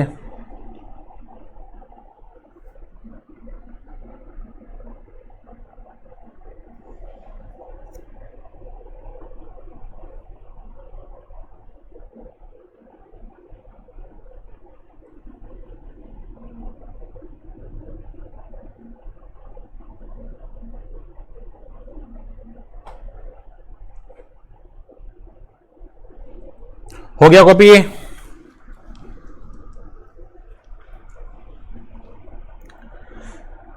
TDS on salary versus tax free salary, ये भी जल्दी से पढ़ लेते हैं हम लोग। देखिए टीडीएस का भी चैप्टर हमें आगे तो पढ़ना ही है। गवर्नमेंट ने कुछ पेयर्स के ऊपर ये ऑब्लिगेशन डाला है, पेयर का मतलब जो पेमेंट देगा, तो पेयर के ऊपर ये ऑब्लिगेशन डाला है कि जब भी आप पे को पेमेंट करें तो एक सर्टेन परसेंटेज से आप टैक्स डिडक्ट कर लें और वो फिर गवर्नमेंट के पास जमा कराएं, क्योंकि ये एक ह्यूमन टेंडेंसी है। एक बार पैसा आने के बाद अपने हाथ से देने में जो थोड़ा सा जोर पड़ता है सभी लोगों को, तो जब अगर आएगा ही नहीं तो वो मान सकता है कि चलो कट गया, जो भी इनकम टैक्स था दे दिया हमने। लेकिन एक बार आपके हाथ में पूरा पैसा आने के बाद आपसे कहा जाए कि आप टैक्स दीजिए, तो हर एक व्यक्ति को जोर पड़ता है। तो गवर्नमेंट लगातार टीडीएस का दायरा बढ़ा रही है। अब आप ये पूछेंगे सर हम भी आपकी फीस को टीडीएस काट के दें क्या? आपको भी जोर पड़ता होगा। भैया जोर तो बहुत ही पड़ता है जब टैक्स देना पड़ता है, क्या करें। लेकिन फिलहाल आपके पास ये पावर नहीं है कि आप टीडीएस काट सकें। जब आप चैप्टर पढ़ लेंगे तो जो नेचर ऑफ पेमेंट है आप जो मुझे दे रहे हैं, उस तरह की नेचर ऑफ पेमेंट पर अभी गवर्नमेंट ने कोई टीडीएस नहीं काटने की सुविधा कोई प्रदान नहीं कर रखी है, कोई ऑब्लिगेशन नहीं लगा रखी है। तो कुछ सर्टेन पेमेंट हैं जिनके ऊपर टीडीएस कटता है, तो वो तो टीडीएस की बात हो गई। एक होता है tax free salary. Tax free salary यानी कि अब टीडीएस कटाएगा तो इसका मतलब है आपको टैक्स नहीं देना, क्योंकि कट के ऑलरेडी जमा हो चुका है। टैक्स फ्री सैलरी का मतलब ये होता है कि एम्प्लॉयर आपसे कह रहा है कि आपको जो मैं सैलरी दे रहा हूं उसके ऊपर कोई टैक्स नहीं देगा। आप ये बताइए कि एम्प्लॉयर कौन होता है, हु इज एम्प्लॉयड टू से कि आपको टैक्स नहीं लगेगा। टैक्स लगाना नहीं लगाना ये गवर्नमेंट के पास पावर है, एम्प्लॉयर के पास पावर है, गवर्नमेंट के पास पावर है। तो एम्प्लॉयर कौन होता है ये कहने वाला कि हम आपको टैक्स फ्री सैलरी दे रहे हैं। तो ये कहने में आती है बात, लेकिन इसका जो इंपैक्ट होता है वो मतलब ये होता है कि एम्प्लॉयर अपनी पॉकेट से टैक्स जमा करेगा। तो यानी कि आपको टैक्स नहीं देना है, लेकिन बल्कि वो क्या कर रहा है, अपनी पॉकेट से टैक्स आपका जमा करा रहा है, तो आपके हाथ में टैक्स फ्री हो गई। तो गवर्नमेंट ये कहती है कि जो आपको सैलरी मिल रही है वो भी टैक्सेबल है, अब प्लस जो टैक्स वो जमा करा रहा है वो भी आपकी सैलरी में जुड़ेगा, क्योंकि देना आपको था लेकिन दे रहा है एम्प्लॉयर। तो सैलरी का जो गोल्डन रूल है, anything given by the employer to the employee by whatever name called is includable in salary. Employer कुछ भी दे रहा है किसी भी नाम से, वो सैलरी में ही का ही पार्ट माना जाएगा, उसे हमें सैलरी में ही जोड़ना है। पिछली क्लास में मैंने एक एग्जाम्पल समझाया था, if you are appointed as a lecturer in a public school, अगर आप एक लेक्चरर हैं, एक प्रोफेसर हैं in a public school, if you are preparing a pre board exam paper for your school, then for preparation of exam paper के बदले में जो आपको एक एक्स्ट्रा रेम्यूनरेशन मिलेगा वो सैलरी चैप्टर में टैक्सेबल होगा, because it is given by your employer. If you are checking the answer copy of the student, then checking जो चेक करने का आंसर कॉपी को आपको जो एक एक्स्ट्रा पेमेंट मिलेगा किसी भी नाम से दिया जाए वो सैलरी चैप्टर में जुड़ेगा। But if as a lecturer of a public school, you are preparing a board paper on behalf of CBSE board, तो CBSE बोर्ड आपको एक पेमेंट देगा, किसी भी नाम से देगा कि आपने प्रिपेयर किया है बोर्ड पेपर, तो उसके नाम से दे सकता है कि remuneration for preparation of board paper, इस नाम से आपको CBSE पेपर आपको रेम्यूनरेशन दे रहा है। तो that remuneration is not taxable under that salary because it is not given by your employer. देखिए पेमेंट दोनों एक ही नेचर के हैं। अगर आपका पब्लिक स्कूल का मैनेजमेंट आपको पेमेंट दे रहा है तो सैलरी है, वो भी आपको वो भी आपको एक पेपर प्रिपेयर करने के लिए रेम्यूनरेशन था। लेकिन अगर वही पेपर सेट करने के लिए रेम्यूनरेशन CBSE बोर्ड दे रहा है तो नेचर ऑफ पेमेंट सेम है, लेकिन देने वाला जो पेयर है वो डिफरेंट है। अब क्योंकि देने वाला डिफरेंट है तो हेड ही बदल जाएगा, इस बात को ध्यान में रखिएगा, रट के कुछ भी काम नहीं चलेगा।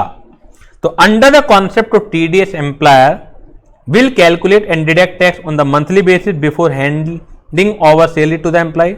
यानी कि TDS में एम्प्लॉय की मंथली बेसिस पर उसे सैलरी देने से पहले वो कैलकुलेट करेगा कितना टैक्स बैठ रहा है और फिर वो काटेगा।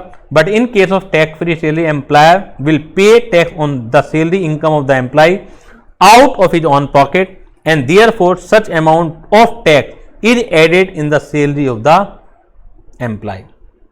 अब आप कहेंगे कि सर फायदा ही क्या हुआ। अब आपके मन में ये तो क्वेश्चन उठ ही रहा होगा कि सर जब टैक्स एम्प्लॉय दे रहा है और जो दे रहा है उसे और सैलरी में जोड़ लेंगे तो ये तो एक एक्स्ट्रा बर्डन और हो गया हमारे ऊपर। तो वो मैं समझा दूंगा कि किस तरीके से फायदा होगा, लेकिन जो गोल्डन रूल है वो यही है कि anything given by the employer on behalf of the employee, anything given by the employer to the employee by whatever name called is included in salary। इसे लिखेंगे जल्दी से मेरे साथ। जो गोल्डन रूल है, गोल्डन रूल जो है वो लिखेंगे मेरे साथ। Any payment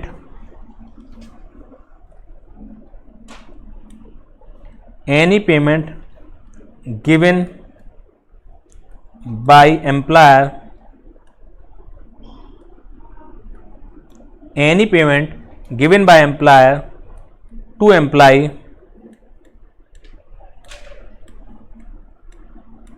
any payment given by the employer to the employee, any payment given by the employer to the employee by whatever name called,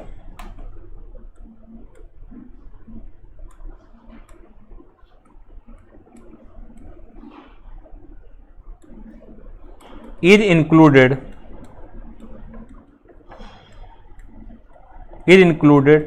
in gross salary,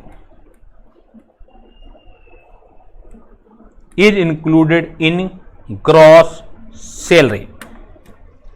ये एक golden rule है।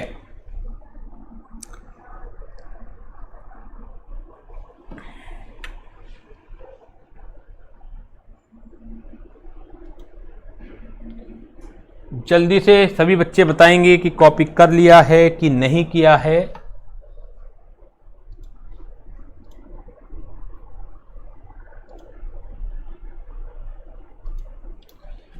जल्दी से सभी बच्चे बताएंगे कि कॉपी हो गया है कि नहीं हुआ है।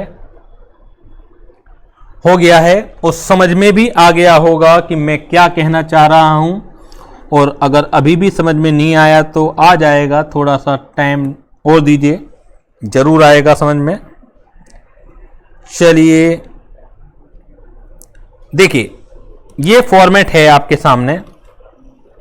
फॉर्मेट वैसे मैंने अभी एक आध क्वेश्चन कराए हैं अर्ली स्टेज पर, उससे भी क्लियर हो जाना चाहिए।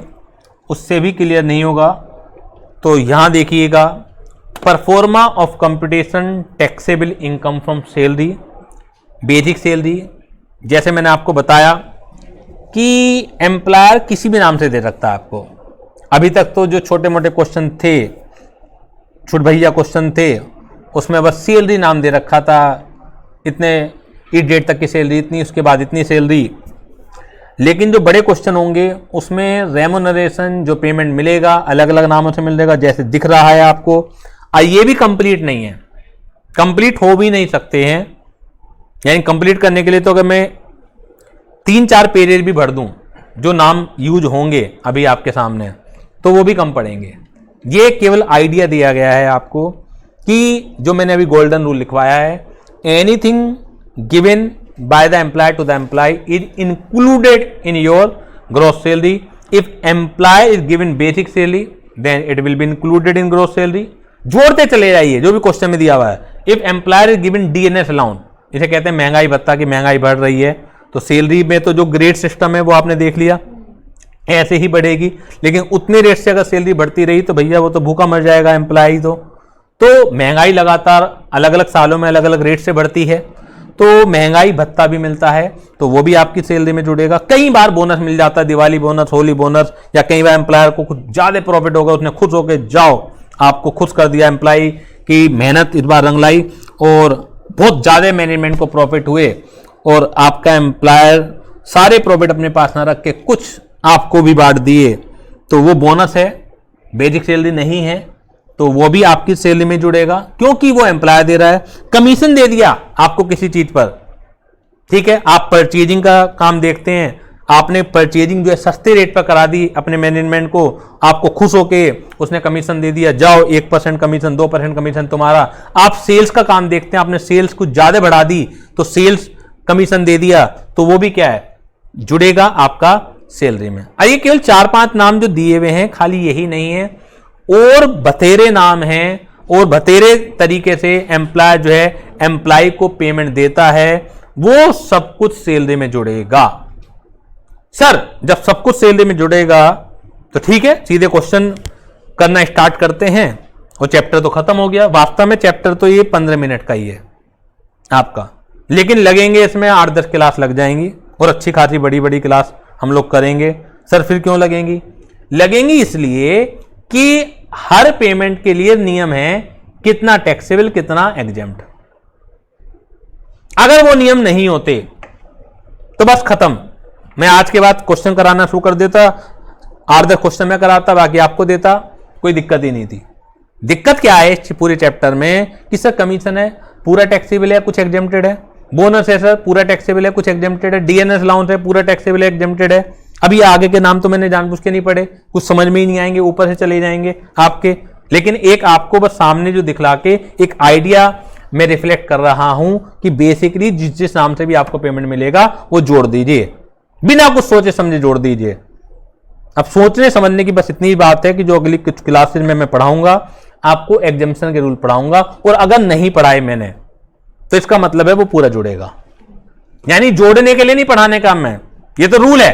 Anything any payment given by the employer to the employee is included in gross salary, लेकिन इफ अगर कुछ अमाउंट एग्जेम्प्टेड है तो वो मैं पढ़ाऊंगा कि किस तरह की नेचर ऑफ पेमेंट के लिए क्या रूल्स एप्लीकेबल हैं, और उन रूल्स को ध्यान में रखते हुए आपको अलग अलग पार्ट करने हैं कि जी बोनस है तो इतना एग्जेम्प्टेड है, इतना टैक्सेबल है, डीएनएस अलाउंस है तो इतना एग्जेम्प्टेड है, इतना एग्जेम्प्टेड है, मैं केवल टैक्सेबल है, ये केवल मैं एक उदाहरण बता रहा हूं, वैसे आपको बता दूं नॉलेज से, डीएनएस अलाउंस पूरा टैक्सेबल है, बोनस पूरा टैक्सेबल है, कमीशन पूरा टैक्सेबल है। हाँ, नीचे की जो पढ़ेंगे अभी हम, उसमें से कुछ अमाउंट एग्जेम्प्टेड है, कुछ अमाउंट आपके टैक्सेबल है, तो टाइम बस इसमें ही लगेगा आपका एग्जाम्शन के रूल्स को पढ़ने के लिए। तो अभी जानबूझ के मैं नाम नहीं पढ़ा रहा हूं क्योंकि सीधे ऊपर से जाएंगे, आपको कोई फायदा नहीं है। ये फिर पेन थोड़ा सा परेशान करने लगा है, क्या बात है भाई, पेन आज ज्यादा ही परेशान कर रहे हो तुम।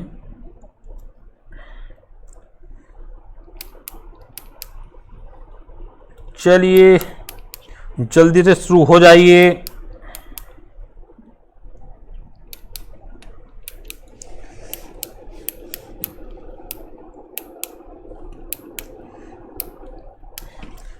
कुछ तो इज्जत रख ले भाई।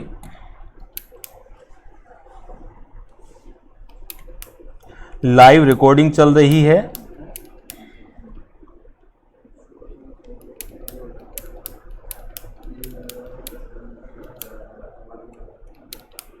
चलिए, थोड़ी बहुत देर में शर्म आई गई इसे।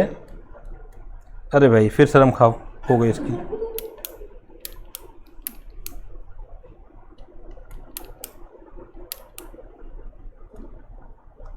चलिए, तो ये सब आप देख रहे हैं ऊपर से जो भी जुड़ना स्टार्ट होगा वो सब हम ग्रॉस सैलरी का पार्ट मानेंगे। उसमें से अगर ये 3 डिडक्शन दे दी जाती हैं तो ये क्या बन जाती है, टैक्सेबल सैलरी। ठीक है, advance salary, surrender of salary, advance salary taxable होगी क्योंकि एडवांस का मतलब क्या है, ड्यू होने से पहले रिसीव हो गई, उतनी सी बात है। सरेंडर ऑफ सैलरी और फॉरगोइंग ऑफ सैलरी बाद में देख लेंगे।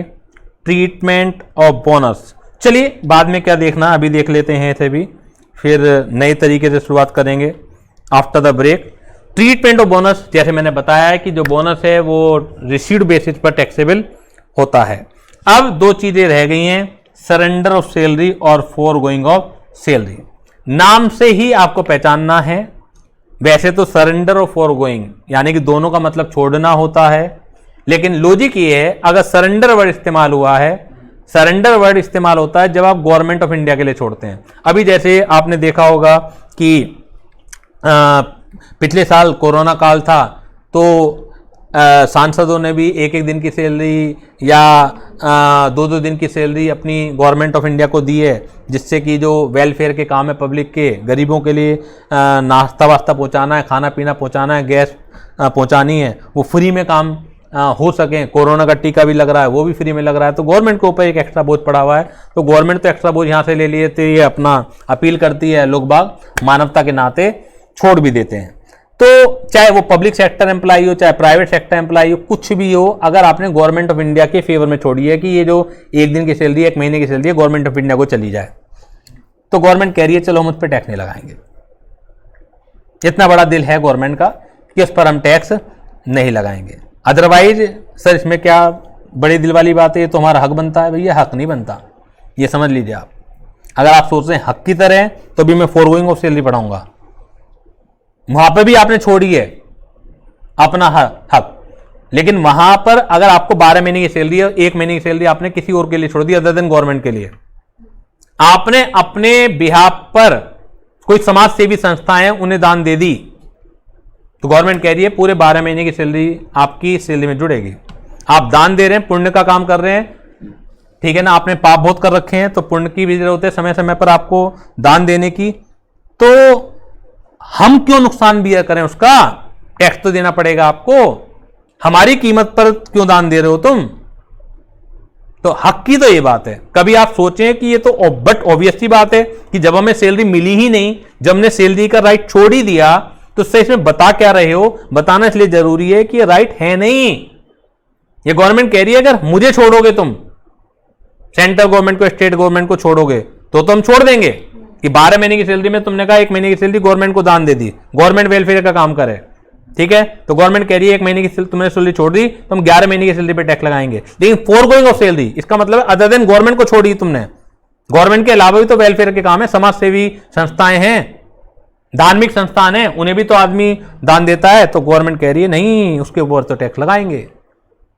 तुम मंदिर में गए, मंदिर की गुप्त पेटिका में तुमने 1 महीने की सैलरी डाल दी, तो सैलरी पूरे 12 महीने की टैक्स लगेगा। चलो वो तो गुप्त दान है, गवर्नमेंट को कैसे पता लगेगा तुमने दान डाल दिया नहीं दिया? तुमने पर्ची भी कटवा ली जिसका प्रूफ भी है तुम पे कि 1 महीने की सैलरी तुमने एक धार्मिक संस्थान को दान दी है जिससे वो पब्लिक के वेलफेयर में काम करे, तब भी पूरे 12 महीने की सैलरी पर ही टैक्स लगेगा, कोई भी छूट आपको प्राप्त नहीं होगी। क्लियर है ये? तो this is the difference between forgoing of salary और सरेंडर ऑफ सैलरी।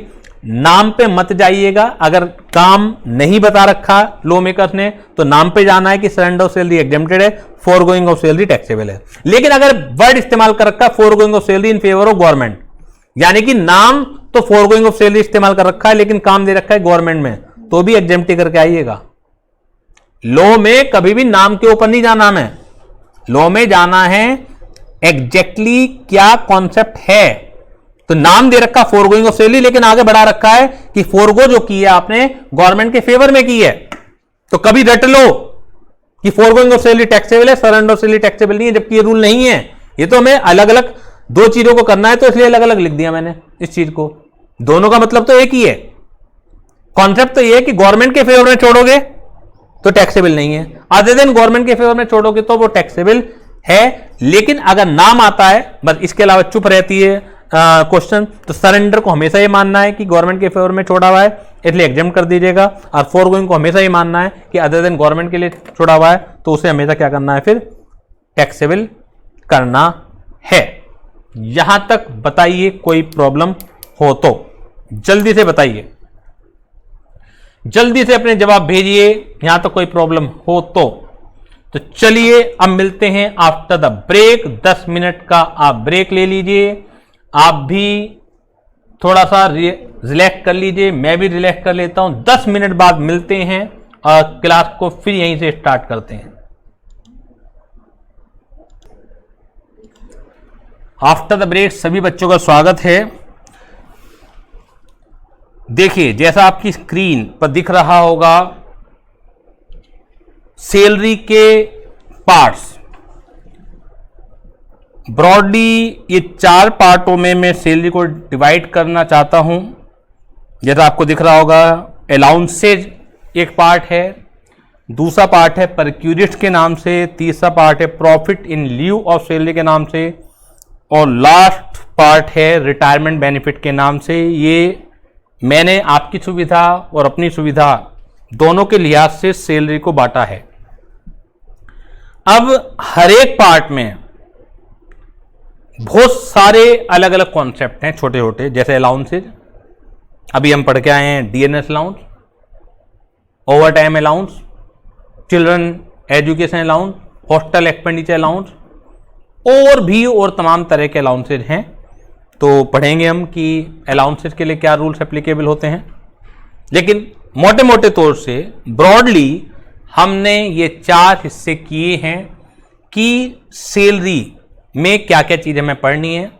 एक हिस्सा हमें पढ़ना है अलाउंसेज का, एक हिस्सा में पढ़ना है परक्यूरिस्ट का, एक हिस्सा में पढ़ना है प्रॉफिट इन लीव सैलरी का, और एक हिस्सा में पढ़ना है रिटायरमेंट बेनिफिट का। रिटायरमेंट बेनिफिट जैसे प्रोविडेंट फंड, रिटायरमेंट बेनिफिट जैसे ग्रेचुटी, रिटायरमेंट बेनिफिट जैसे लीव एनकैशमेंट, रिटायरमेंट बेनिफिट जैसे पेंशन। सर कुछ समझ में नहीं आ रहा, कोई बात नहीं, मत समझिए आप। फिलहाल हम अलाउंसेज पर रहते हैं कि सैलरी का एक हिस्सा अलाउंसेज के नाम से है। सर ये अलाउंसेज है क्या? सबसे पहले हमें ये बताइए कि अलाउंसेज क्या है। कुछ आइडिया कि अलाउंसेज क्या है, किसे कहते हैं अलाउंसेज? पहली बार सुन रहे हैं आप या पहले कभी सुना हुआ है अलाउंसेज? नाम तो सुना हुआ होगा, नाम तो नया नहीं है, लेकिन सर हमें टेक्निकल भाषा में, इनकम टैक्स की भाषा में थोड़ा सा समझा दीजिए कि अलाउंसेज किसे कहते हैं। सुना हुआ तो है हमने, ओवर टाइम अलाउंस भी सुना हुआ है, डीएनएस अलाउंस भी सुना हुआ है सर, लेकिन इनकम टैक्स की भाषा में बता दीजिए। फिर सर परक्यूरेट क्या है वो मैं परक्यूरेट के साथ ही बताऊंगा, दोनों में डिफरेंस भी बताऊंगा। अलाउंसेज क्या है? एक फिक्स्ड पेमेंट है सम ऑफ मनी का by the employer to the employee for extra work. एक फिक्स्ड पेमेंट, ध्यान दीजिएगा, अलाउंस की जो नेचर है वो एक फिक्स्ड पेमेंट की है। एम्प्लॉयर अपने एम्प्लॉय को एक निश्चित अमाउंट दे रहा है किसी ड्यूटी को परफॉर्म करने के लिए, उसे अलाउंस कह दिया हमने। जैसे हाउस रेंट अलाउंस, नाम से पता लग रहा होगा, आप मेरठ के हैं, दिल्ली में आपकी पोस्टिंग हो जाती है, दिल्ली के हैं, मथुरा में आपकी पोस्टिंग हो जाती है, मथुरा के हैं, बॉम्बे में आपकी पोस्टिंग हो जाती है।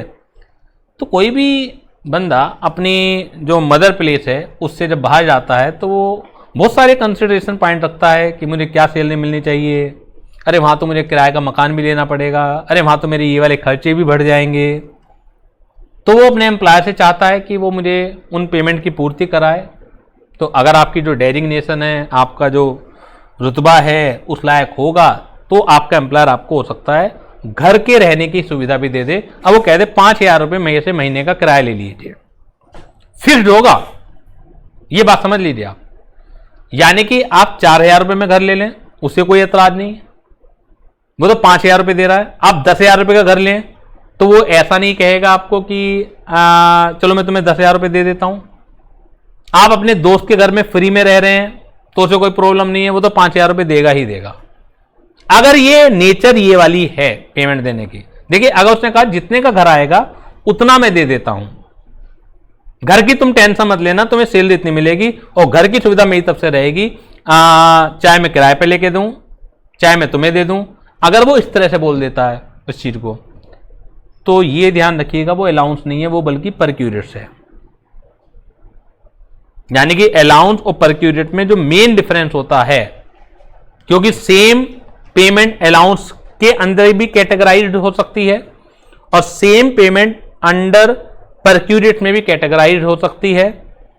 और अगर वो अलाउंस है तो टैक्सेबिलिटी एग्जम्पशन के रूल बिल्कुल अलग है, और वही चीज अगर परक्यूरेट की नेचर में है, नेचर का अंतर है बस, तो एग्जम्पशन के रूल और टैक्सेबिलिटी के रूल बिल्कुल ही अलग हैं। यानी कि सबसे पहले तो आपको क्वेश्चन को पढ़ के यही पता लगाना है कि जो पेमेंट दी जा रही है वो in the nature of allowance है या वो in the nature of perquisites है। Is it clear to all of you? सभी बच्चों को ये क्लियर है? जल्दी से जवाब भेजिए कि ये एक जो डिफरेंस है, जैसे जैसे हम आगे बढ़ेंगे तो डिफरेंस और क्लियर होता चला जाएगा आपको, लेकिन फिलहाल मैंने अपनी तरफ से कोशिश की है कि जितना डिफरेंस यहाँ क्लियर हो जाए वो क्लियर है। तो अलाउंस सबसे पहले हम पढ़ रहे हैं, जैसा कि आपको स्क्रीन के सामने दिख रहा होगा। Allowances means a fixed amount in cash. दिख रहा है सबको? Fixed amount in cash. Amount fixed होगा, वेरिएबल नहीं होगा। अगर वो वेरिएबल है तो वो परक्यूरेट है, लेकिन अगर वो फिक्स्ड है तो वो अलाउंस है। To bear any particular expenditure, क्यों दिया जा रहा है एम्प्लॉय से एम्प्लॉय को allowance? To bear any particular expenditure. बच्चों की फीस भरनी है आपको तो चिल्ड्रन एजुकेशन अलाउंस। आपके बच्चे अगर हॉस्टल में रह के पढ़ते हैं तो हॉस्टल एक्सपेंडिचर अलाउंस। आपको अगर घर लेना है किराए पर तो हाउस रेंट अलाउंस। क्लियर है? But is respective of actual expenditure, यानी कि एम्प्लॉयर को चिंता नहीं है कि आप एक्चुअली कितना खर्चा कर रहे हैं, कोई भी चिंता नहीं है एम्प्लॉयर को। For giving services in unusual condition या अनयूजुअल कंडीशन में आप रह के काम करते हैं। दोनों तरह की बातें हो सकती हैं। अनयूजुअल कंडीशन में क्या, आपको भेज दिया छत्तीसगढ़ के नक्सली इलाके में, क्या वहां पर गवर्नमेंट की ऑर्गेनाइजेशन नहीं होगी? क्या रिलायंस कंपनी वहां पर नहीं होगी? क्या टाटा कंपनी वहां पर नहीं होगी? काम तो वहां पे भी चलते हैं, वहां पे भी इंसान रहते हैं। आपको कहा कि छत्तीसगढ़ आपका ट्रांसफर कर दिया जाए, तैयार हो जाएंगे क्या आप? नक्सली इलाका है वो, रोजाना डर है इस बात का कि हम जिंदा भी वापस आएंगे नहीं आएंगे, क्या तैयार हो जाएंगे? तैयार क्यों होते होंगे फिर लोग बाग जाने के लिए? पेमेंट के लिए। अगर तुम जाओगे तो तुम्हें 10,000 रुपये महीना अलग से मिलेंगे, इसे कह देंगे ट्राइबल एरिया अलाउंस। मतलब अभी आप नाम पे मत जाइए, पिछड़ा हुआ एरिया, नक्सल प्रभावित एरिया। पैसों के सामने हर कोई टूटता है, आप भी टूटेंगे, मैं भी टूटूंगा, डिपेंड करता है कि कौन आदमी अपने जान की कीमत कितने लगाता है। कोई आदमी 1,000 रुपए में टूट जाएगा, कोई आदमी 1,00,000 रुपए में टूटेगा, लेकिन टूटता हर कोई है। सबको पता है कि किस तरह की समस्या है वहां पर, लेकिन एम्प्लॉय तो वहां पर भी हैं। तो for giving services unusual condition, कोयले की खदान, हीरे की खदान, सोने की खदान, क्या जान का खतरा नहीं है? कई बार आप सुनते होंगे कि खदान जो है दब गई, 50 मजदूर मारे गए, रेस्क्यू ऑपरेशन 50-50 दिन तक का चलता है। मनाली में एक सुरंग बन रही है, हर पूरे देश में इंफ्रास्ट्रक्चर का काम चल रहा है, तो सुरंगें बनाना आम सी चीज है, लेकिन खतरा तो है। तो खतरनाक कंडीशन में आदमी काम करता है, और उसी ऑर्गेनाइजेशन में कुछ खतरनाक कंडीशन में जो खदान से बाहर रह के काम कर रहे हैं, तो क्या दोनों की सैलरी बराबर होनी चाहिए? जो अनयूजुअल कंडीशन में काम करता है तो उसे कुछ अलाउंस मिलता है, एक्स्ट्रा मिलता है कि आपको हर महीने जब तक भी इस सिचुएशन में आप काम करेंगे तो आपको इतना पेमेंट मिलेगा। ये तो बात हुई अलाउंस की। खैर, इससे हमें बहुत ज्यादा लेना देना नहीं है। हमें जो लेना देना है, एक तो ये बता दूं मैं, और allowances are fully taxable unless otherwise exempt. भाई बहुत सिंपल कर दिया। ऑल अलाउंसेज किसी भी नाम से आए, अलाउंसेज क्या होते हैं जी? फुल्ली टैक्सेबल होते हैं, जब तक कि वो एग्जेम्प्ट ना कर दिए जाएं। यानी कि अगर एग्जेम्पशन नहीं है तो किसी भी नाम से अलाउंस आए, बस जोड़ते चले जाओ। बेसिक सैलरी इतनी, बोनस इतना, कमीशन इतना, डीएनएस अलाउंस इतना, चिल्ड्रन एजुकेशन अलाउंस इतना, हाउस रेंट अलाउंस इतना, जोड़ते चले जाइए। टोटल मारने में आप बहुत माहिर हो, वैसे भी कैलकुलेटर अलाउड है कंपटीशन में, तो कोई दिक्कत ही नहीं आनी है। सैलरी का क्वेश्चन हो जाएगा, रखे हुए नंबर हैं, लेकिन जब तक कि वो एग्जेम्प्ट ना कर दे जाए, यानी कि एग्जेम्पशन आपको देखनी पड़ेगी। क्लियर है बात? ये सभी बच्चों को समझ में आ रही है? ये तो बात हुई जी कहानी अलाउंसेज की। अब बात आती है, सर अलाउंसेज भी कितने प्रकार के होते हैं? तो ये सामने आपके है, अलाउंसेज कितने प्रकार के होते हैं। 4 तरीके से मेनली हमने अलाउंस को बांटा है। हाउस रेंट अलाउंस, पहला हाउस रेंट अलाउंस, नाम से ही क्लियर है कि ये आपके हाउस को किराए पर लेने के बदले में जो एक फिक्स्ड अमाउंट एम्प्लॉयर आपको प्रोवाइड कराएगा, तो उसे कहेंगे हाउस रेंट अलाउंस, उसे कहेंगे हाउस रेंट अलाउंस। एक है फुल्ली टैक्सेबल अलाउंस, इसमें तो बहुत सारे आ जाएंगे, ये सबसे बाद में पढ़ेंगे हम। एक है स्पेसिफाइड नोटिफाइड अलाउंस और एक है एंटरटेनमेंट अलाउंस। देखिए, हाउस रेंट अलाउंस अपने आप में देखा जाए अपने आप में एक है, एंटरटेनमेंट अलाउंस अपने आप में एक है, इसमें बहुत सारे हैं, और फुल्ली टैक्सेबल अलाउंस में भी बहुत सारे हैं। यहां पर एक एक है दोनों में, एक इसमें है, एंटरटेनमेंट अलाउंस भी एक है, स्पेसिफाइड नोटिफाइड अलाउंस में कई सारे हैं। और जहां पर भी सेक्शन 10 यूज हो जाए, जहां पर भी सेक्शन 10 यूज हो जाए, तो इसका मतलब ये होता है कि वहां पर कुछ एग्जेम्पशन दी हुई है, वहां पर कुछ एग्जेम्पशन आपको दी हुई है। जहां पर भी सेक्शन 10 यूज हो जाए तो इट मीन्स वहां पर आपको एग्जम्पशन गिवन है। क्लियर है सभी बच्चे? बताएंगे मुझे। तो HRA सेक्शन 13 एक क्लॉज है, तो सेक्शन 10 यूज हो रहा है। तो सेक्शन 10 इस बात की होती है कि एग्जम्पशन है तो कितनी है। सैलरी चैप्टर तो ये कहता है कि सब कुछ जोड़ दो, आप जो भी एम्प्लॉयर से एम्प्लॉय को मिल रहा है सब कुछ जोड़ दो। लेकिन सेक्शन 10 भी एग्जम्पशन प्रोवाइड कराता है, तो कुछ अगर एग्जम्पशन है तो उतनी माइनस करके बाकी हमें क्या करना पड़ेगा, जोड़ना पड़ेगा। क्लियर है ये चीजें? सभी बच्चों को ये चीज क्लियर है कि नहीं है? जल्दी से बताएंगे। सभी बच्चों को ये चीज क्लियर है कि नहीं है? अब सबसे पहले हम बात करेंगे हाउस रेंट अलाउंस की। सबसे पहले हम बात करेंगे हाउस रेंट अलाउंस की। हाउस रेंट अलाउंस के लिए क्या रूल है, तो मेरे साथ आप लिखना स्टार्ट करेंगे जल्दी से। नोटबुक निकाल लीजिएगा, जल्दी से लिखना स्टार्ट करेंगे आप। हाउस रेंट अलाउंस के लिए क्या रूल है? हाउस रेंट अलाउंस के लिए क्या रूल है? जल्दी से लिखना स्टार्ट करेंगे आप।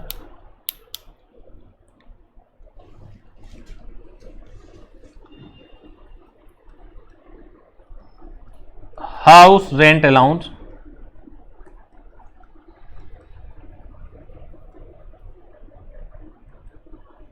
इसे HRA भी बोलते हैं हम, हाउस रेंट अलाउंस। क्यों दिया जाता है? ये नोट्स में भी लिखा हुआ है, it is given for to meet the expenditure of rented house. यानी कि आप अगर किराए के मकान में रह रहे हैं तो उसका एक्सपेंडिचर को मीट आउट करने के लिए दिया जाता है। तो it is given to meet the expenditure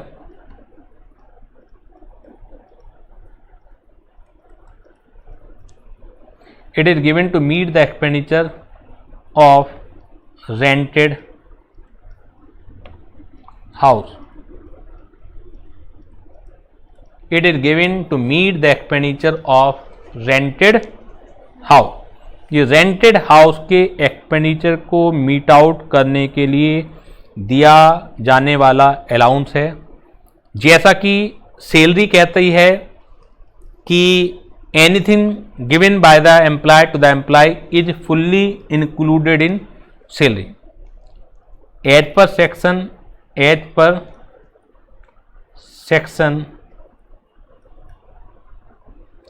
17(1) HRA is taxable। HRA taxable है या कुछ भी टैक्सेबल है, एनीथिंग। सैलरी चैप्टर के अंदर कोई एग्जम्पशन नहीं है किसी भी चीज के लिए। सैलरी चैप्टर है सेक्शन 15, 16, 17, वहां कोई एग्जम्पशन नहीं है। एग्जम्पशन होगी तो सेक्शन 10 यूज होगा। But as per section 10, 13A, सेक्शनों को लिखते हुए बहुत ध्यान रखने होता है हमें। अगर कैपिटल ए है तो कैपिटल ए लिखना पड़ेगा। अगर आपने पेपर में स्मॉल ए लिख दिया तो गलत है। ब्रैकेट है तो ब्रैकेट लिखना पड़ेगा, नहीं करा तो वो भी गलत है। तो as per section 13A minimum of the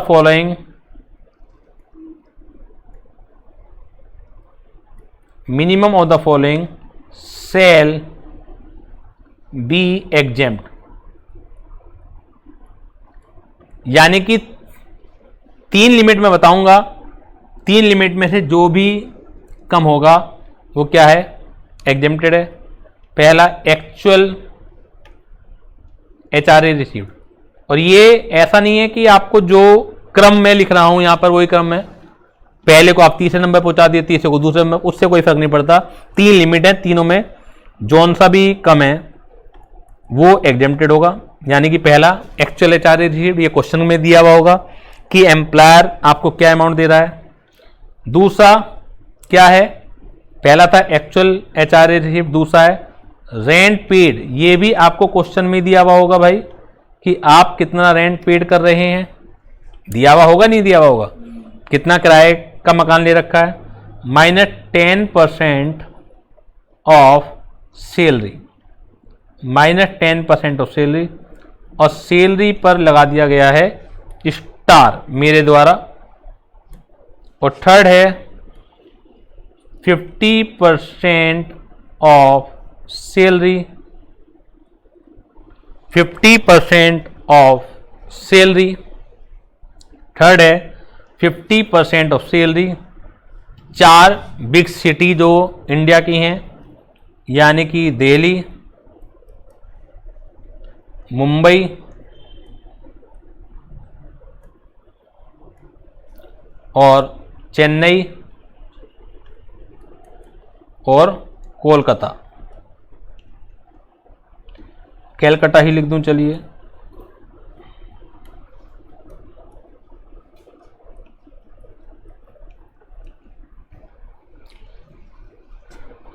ठीक है, 50% ऑफ द सैलरी, सैलरी का मतलब वही जो यहाँ के लिए मैं बताऊंगा। 50% of the salary Delhi, Mumbai, Chennai और कलकत्ता, और 40% of salary in any other place, in any other place. In any other place के लिए क्या है, 40% ऑफ द सैलरी है।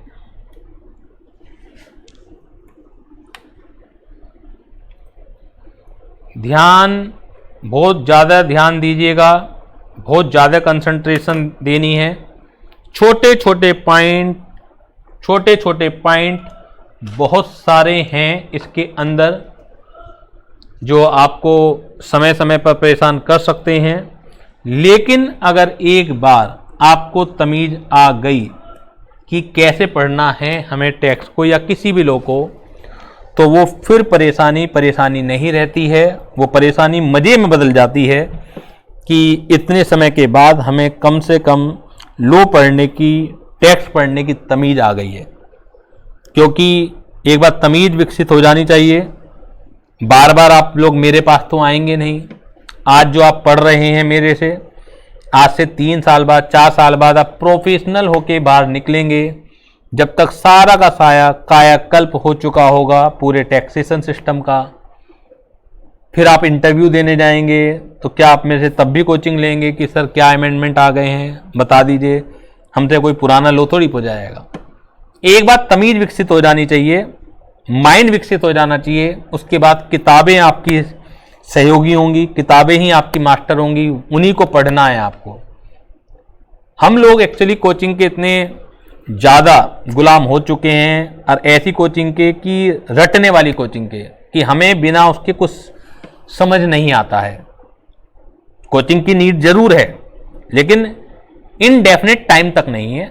आपको शुरुआत में ज़रूरी है, और मेरा जो तरीका रहता है, मकसद जो रहता है वो ये है कि बच्चों को तैयार इस तरह से कर पाऊँ मैं कि जिससे उन्हें ना मेरी ना किसी और की आने वाले समय में ज़रूरत ना पड़े। तो खैर बकवास बहुत हो गई है, अब बात करते हैं आगे कि सैलरी जो मैंने स्टार लगाया है वो क्या है। देखिए, हर पर्पज के लिए सैलरी अलग अलग है। यहां पर सैलरी की जो डेफिनेशन है सेक्शन 2 में डिफाइंड नहीं है। शुरुआत में कभी बताया होगा मैंने आपको, जो सेक्शन 2 में डिफाइंड होती हैं वो बार बार चेंज नहीं होती, वो पूरी इनकम टैक्स में सेम रहती हैं। लेकिन salary is not defined under section 2, but salary is defined under section 17 clause 1। और अभी मैंने परफॉर्मा आपको दिखलाया था। जब आपसे पूछा जाएगा फुल क्वेश्चन कि आप एक एसएससी हैं, आप एक एम्प्लॉई हैं, आपको ये रेम्यूनरेशन अपने एम्प्लॉय से मिल रहे हैं, आपको डीएनएस अलाउंस भी मिल रहा है, आपको हाउस रेंट अलाउंस भी मिल रहा है, आपको ग्रेचुटी भी मिल रही है, आपको पेंशन भी मिल रही है, आपको बेसिक सैलरी भी मिल रही है, आपको बच्चों की शिक्षा के लिए एजुकेशन अलाउंस में मिल रहा है, तो आप अपनी सैलरी कैलकुलेट कीजिए। तो क्या है, हमें सब कुछ जोड़ना है, बस इतना ध्यान रखना है कि क्या जोड़ते वक्त किसी आइटम के ऊपर, किसी पेमेंट के ऊपर कोई एग्जम्पशन है। जैसे यहां पर HRA, अगर आपको HRA मिल रहा है, माना से आपको कह दिया क्वेश्चन में कि 10,000 रुपये पर मंथ HRA मिल रहा है, तो साल का 1,20,000 बैठा, तो क्या आप 1,20,000 जोड़ दें? नहीं। क्यों? क्योंकि पहले सेक्शन 1013A में एग्जम्पशन कैलकुलेट करनी पड़ेगी कि जो 1,20,000 है, हो सकता है उसमें 50,000 एग्जेम्प्टेड हो, तो 70,000 टैक्सेबल होगा, हो सकता है उसमें 30,000 रुपये एग्जेम्प्टेड हो, ये तो कैलकुलेशन से पता लगेगा ना, तो 90,000 रुपये टैक्सेबल होगा। लेकिन जब आप एग्जम्पशन की कैलकुलेशन कर रहे हैं, और ये लिखा हुआ है rent paid minus 10% of the salary, तो यहां पर इस सैलरी का मतलब क्या है, ये डिफरेंट है। यानी कि 10% कौन सी सैलरी का निकालेंगे आप? तो इसी जगह मैं बताऊंगा कि इस सैलरी में क्या क्या जुड़ेगा और क्या क्या नहीं जुड़ेगा। लेकिन जब आप पूरा क्वेश्चन कर रहे होंगे, फुल क्वेश्चन आप कर रहे होंगे, फुल क्वेश्चन में HRA टैक्सेबल है या नहीं है, जल्दी से बताइए आप। HRA टैक्सेबल है या नहीं है? फुल क्वेश्चन में है, बस एग्जम्पशन को माइनस करना है मुझे, तो जितना एग्जम्पशन को माइनस करने के बाद बाकी अमाउंट बचेगा वो टैक्सेबल है। लेकिन एग्जम्पशन को माइनस करने के लिए, एग्जम्पशन को निकालने के लिए मुझे 10% ऑफ द सैलरी भी चाहिए। अभी सैलरी निकली थोड़ी है मेरी, सैलरी तो निकलेगी HRA को जोड़ने के बाद, सैलरी तो निकली नहीं है। लेकिन यहां पर सैलरी का मतलब क्या है, तो यहां पर सैलरी का एक लिमिटेड मतलब है, तो वो हम देख लेते हैं कि वो लिमिटेड मतलब क्या है। ठीक है, तो सैलरी, हियर सैलरी मीन्स, लिखना स्टार्ट कीजिएगा। Here salary means basic salary,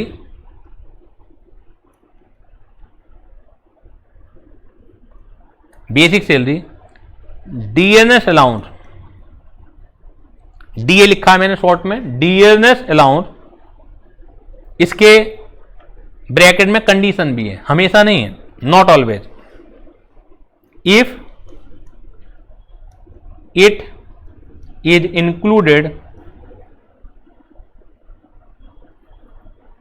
if it is included for retirement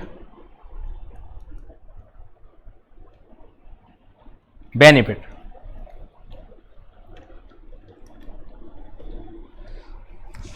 if it is included for retirement benefit, not always। यानी कि आप तभी जोड़ोगे यहां पर सैलरी में अगर कुछ क्वेश्चन में संकेत दे रखे हों कि क्या है रिटायरमेंट बेनिफिट का है। इसके अलावा एंड दो चीजें हो गई ना, बेसिक सैलरी डी हो गया, डी कब अगर रिटायरमेंट बेनिफिट का, plus and commission,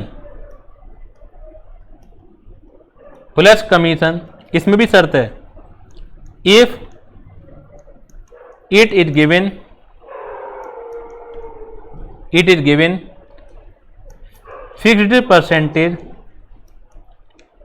on turnover। ये ध्यान रखिएगा, बहुत इंपॉर्टेंट बातें हैं।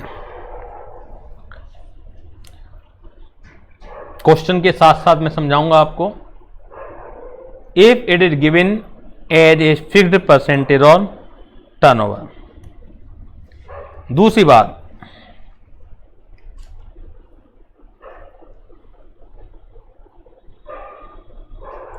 सैलरी यहां पर ऑलवेज ड्यू बेसिस पर ली जाएगी, नॉट ड्यू और receive whichever happens to be earlier. Normal जो हम पढ़ते हैं वो क्या पढ़ते हैं कि सैलरी टैक्सेबल है ड्यू और रिसीव विच एवर अर्लियर। यहां पर सैलरी जो ली जाएगी वो ऑलवेज ड्यू बेसिस पर ली जाएगी। Salary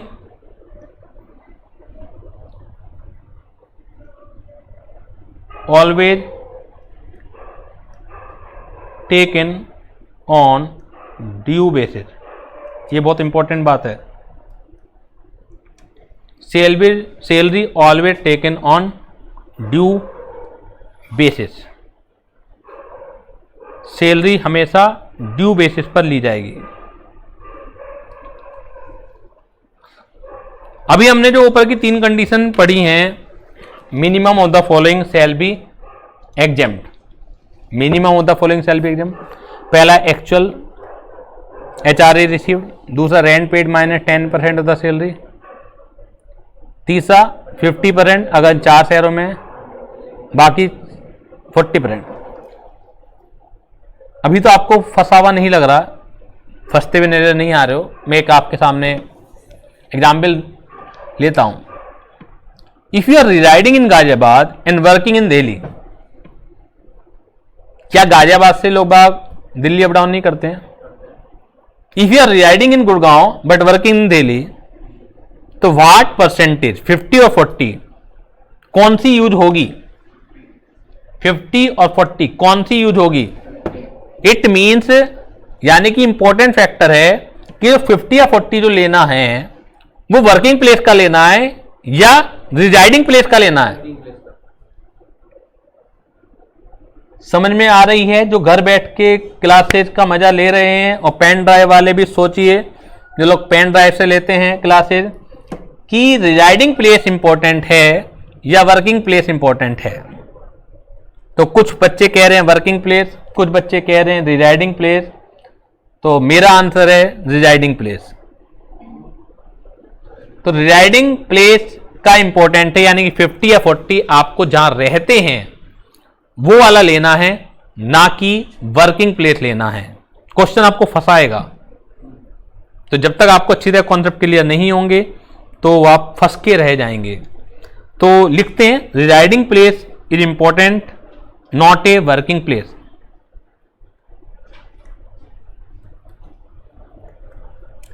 residing place is key factor, not working place।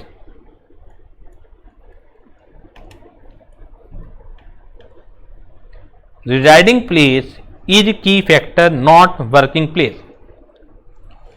सभी बच्चों को ये चीज क्लियर है? ये क्यों है? देखिए, इसके पीछे जो रीजन होते हैं वो होते हैं लैंग्वेज। मतलब लॉ जो है लैंग्वेज से इंटरप्रेटेट की जाती है। जैसे आपको कभी मैंने बताया हो एक उदाहरण, कि जब पहले फांसी की सजा दी जाती थी तो लैंग्वेज क्या यूज की जाती थी? To be hanged. अब किया जाता है ना टिल डेथ।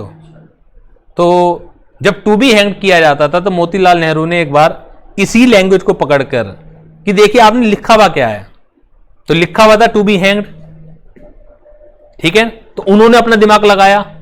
हमेशा आप लो को तोड़ सकते हैं, हमेशा गुंजाइश है। ऐसा मत समझिए कि लो परफेक्ट, अगर परफेक्ट होता तो हर साल अमेंडमेंट नहीं होते। परफेक्ट नहीं है। आपको लो पढ़ने का एक बार तरीका आ जाए। लो पढ़ने का तरीका क्या होता है? जो लैंग्वेज लिखी हुई है उसका एज इट इज मतलब क्या निकलता है। मैं आपको वैसे बताऊं ईमानदारी से, बहुत सारी बातें अभी भी हम लोग गलत करते होंगे, लेकिन वो पेपर भी हो जाता है, पास भी हो जाते हैं, क्योंकि वो चल रहा है। चेंज हम कब करते हैं? जब अमेंडमेंट भी नहीं, कोर्ट का डिसीजन आ गया, यानी किसी बंदे ने प्रैक्टिकल लाइफ में इंटरप्रिटेट किया कि इस लाइन का मतलब क्या निकल रहा है, और अभी तक हम गलत लेके चल रहे थे। टू बी हैंग्ड का मतलब पहली बार मोतीलाल नेहरू ने अपने देश को समझाया ना, उससे पहले तो टू बी हैंग का मतलब है क्या लिया जाता था? To be hang till death, लटकाओ जब तक कि मरना रहे। लेकिन उसने कहा जी टू बी हैंग का मतलब ये होता है लटका दो, अब छोड़ दो इसे। तो बाद में अमेंडमेंट हुआ ना ये। तो ये बताना चाहता हूं मैं आपको कि आपको लो वर्ड टू वर्ड पढ़ना होता है और अपना माइंड लगा के गलतियां ढूंढनी नहीं होती हैं अगर प्रैक्टिकल लाइफ में पैसा कमाना है। लेकिन वो तभी हो सकता है पहले बट पढ़ना आ जाए। पेपर पास करना क्या होता है? जो अभी तक लोगों ने इंटरप्रिटेट कर रखा है, जो बुक ऑथर ने इंटरप्रिटेट कर रखा है। और कई बार आपने देखा होगा मतभेद भी आते हैं। तो मैंने एक दो जगह तो बताई, बहुत ज्यादा तो मैं बता के इसलिए नहीं चलता कि कंफ्यूजन ना हो जाए आपको। लेकिन लो पढ़ते वक्त हमेशा ये समझिएगा डिफरेंट ऑफ ओपिनियन पॉसिबल है। एकेडमिकली कंफ्यूजन का डर रहता है कि सर हम किसकी बात माने, पेपर में क्या करके आए। लेकिन एक स्टेज पर पहुंचने के बाद अगर आपको पैसा कमाना है तो अगर मार्केट में 4 ओपिनियन चलती हैं तो चारों की चारों आपको पता होनी चाहिए अगर आपको पैसा कमाना है। उसे कहते हैं कि आपने लॉस समझा हुआ है, लेकिन अगर उस स्टेज पर समझाया जाए तो एक तो टाइम भी ज्यादा लगता है, हमें तो पता है उस स्टेज का भी, और एक कंफ्यूजन का डर रहता है। अगर आपको एक ही ओपिनियन का पता है तो ओपिनियन नहीं है, आप तो कह रहे हो ये लो है, जबकि लो एक ही चीज को पढ़ने के अलग अलग नजरिए हो सकते हैं। उसे कहते हैं माइंड, कि आपको इस नजरिए का भी पता है, उस नजरिए का भी पता है। तो रिजाइडिंग प्लेस इज ए की factor, not a working place. Clear? अब पढ़ लेते हैं, आपके सामने हैं, ये तो सब मैंने करा ही दिया आपको। एक दिमाग का बल्ब जला देते हैं। ठीक है जी, मीनिंग ऑफ सैलरी क्या दिया हुआ है या पढ़ ही लेंगे। हाँ, फिक्स परसेंटेज ऑफ टर्नओवर मैंने बता दिया था आपको। ठीक है, इसका मतलब है कि अगर आपको क्वेश्चन में दिया गया है कि employ getting 50,000 per month as a commission, तो आप ये बताइए, आप भी सुनिए जो लोग घर पे बैठ के देख रहे हैं, और आप भी सोचिए जो लोग पेन ड्राइव से देख रहे हैं, कि अगर ये क्वेश्चन में दिया हुआ है कि कमीशन जो है 50,000 पर मंथ दिया हुआ है, तो जब हम एचआरए की कैलकुलेशन के लिए सैलरी निकालेंगे तो उस कमीशन को जोड़ेंगे या नहीं जोड़ेंगे? जल्दी से सोचिए आप। जब हम एचआरए के लिए जोड़ रहे हैं कि सैलरी में क्या क्या जोड़ना है, तो इफ इट इज गिवन कि commission is given by the employer to the employee 50,000 per month, तो जोड़ेंगे नहीं जोड़ेंगे? कुछ बच्चों का जवाब आ रहा है कि नहीं सर। Manisha, why not?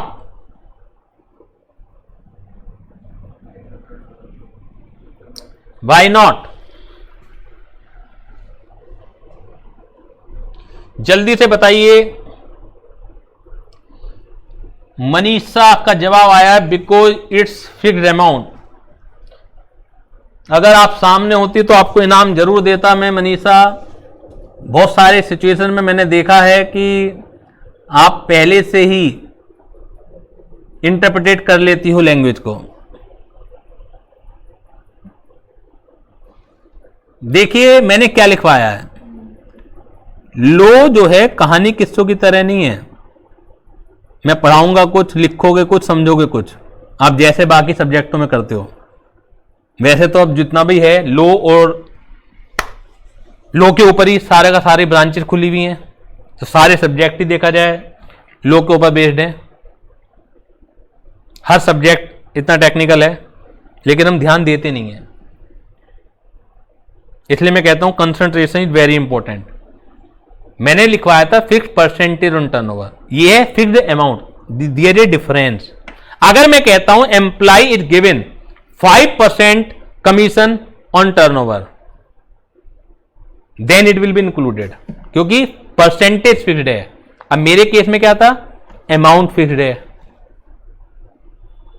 तो it is not included in salary for the purpose of HRA. For the purpose of HRA मैंने बोला है आपको। जब मैं पूरा क्वेश्चन करूंगा तो कमीशन इज ऑलवेज इंक्लूडेड, क्योंकि जो गोल्डन रूल है वो क्या है कि anything given by the employer to the employee fully included in salary unless otherwise specifically exempted. अगर मैं ना बताऊं कि कमीशन एग्जेम्प्टेड है तो हमेशा जुड़ेगा। दूसरा क्वेश्चन ध्यान से समझिएगा। क्वेश्चन में लिखा हुआ है कि employee is given 5% commission on purchases.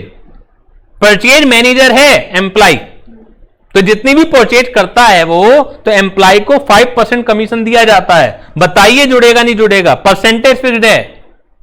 सोच लीजिए भी आराम से, आप भी सोचिए जो पेन ड्राइव से क्लासेस देख रहे हैं, सोचिए आराम से।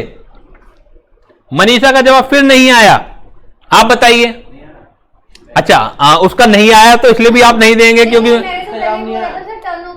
अरे वेरी गुड, आपके तो आपने बस बहुत ही बढ़िया, क्योंकि टर्नओवर के ऊपर मैंने बोला और यहां पे मेरे क्वेश्चन में क्या था, परचेज के ऊपर। टर्नओवर होता है सेल्स। तो अब तो पकड़ना आ गया आपको, अब पकड़ना आ गया आपको।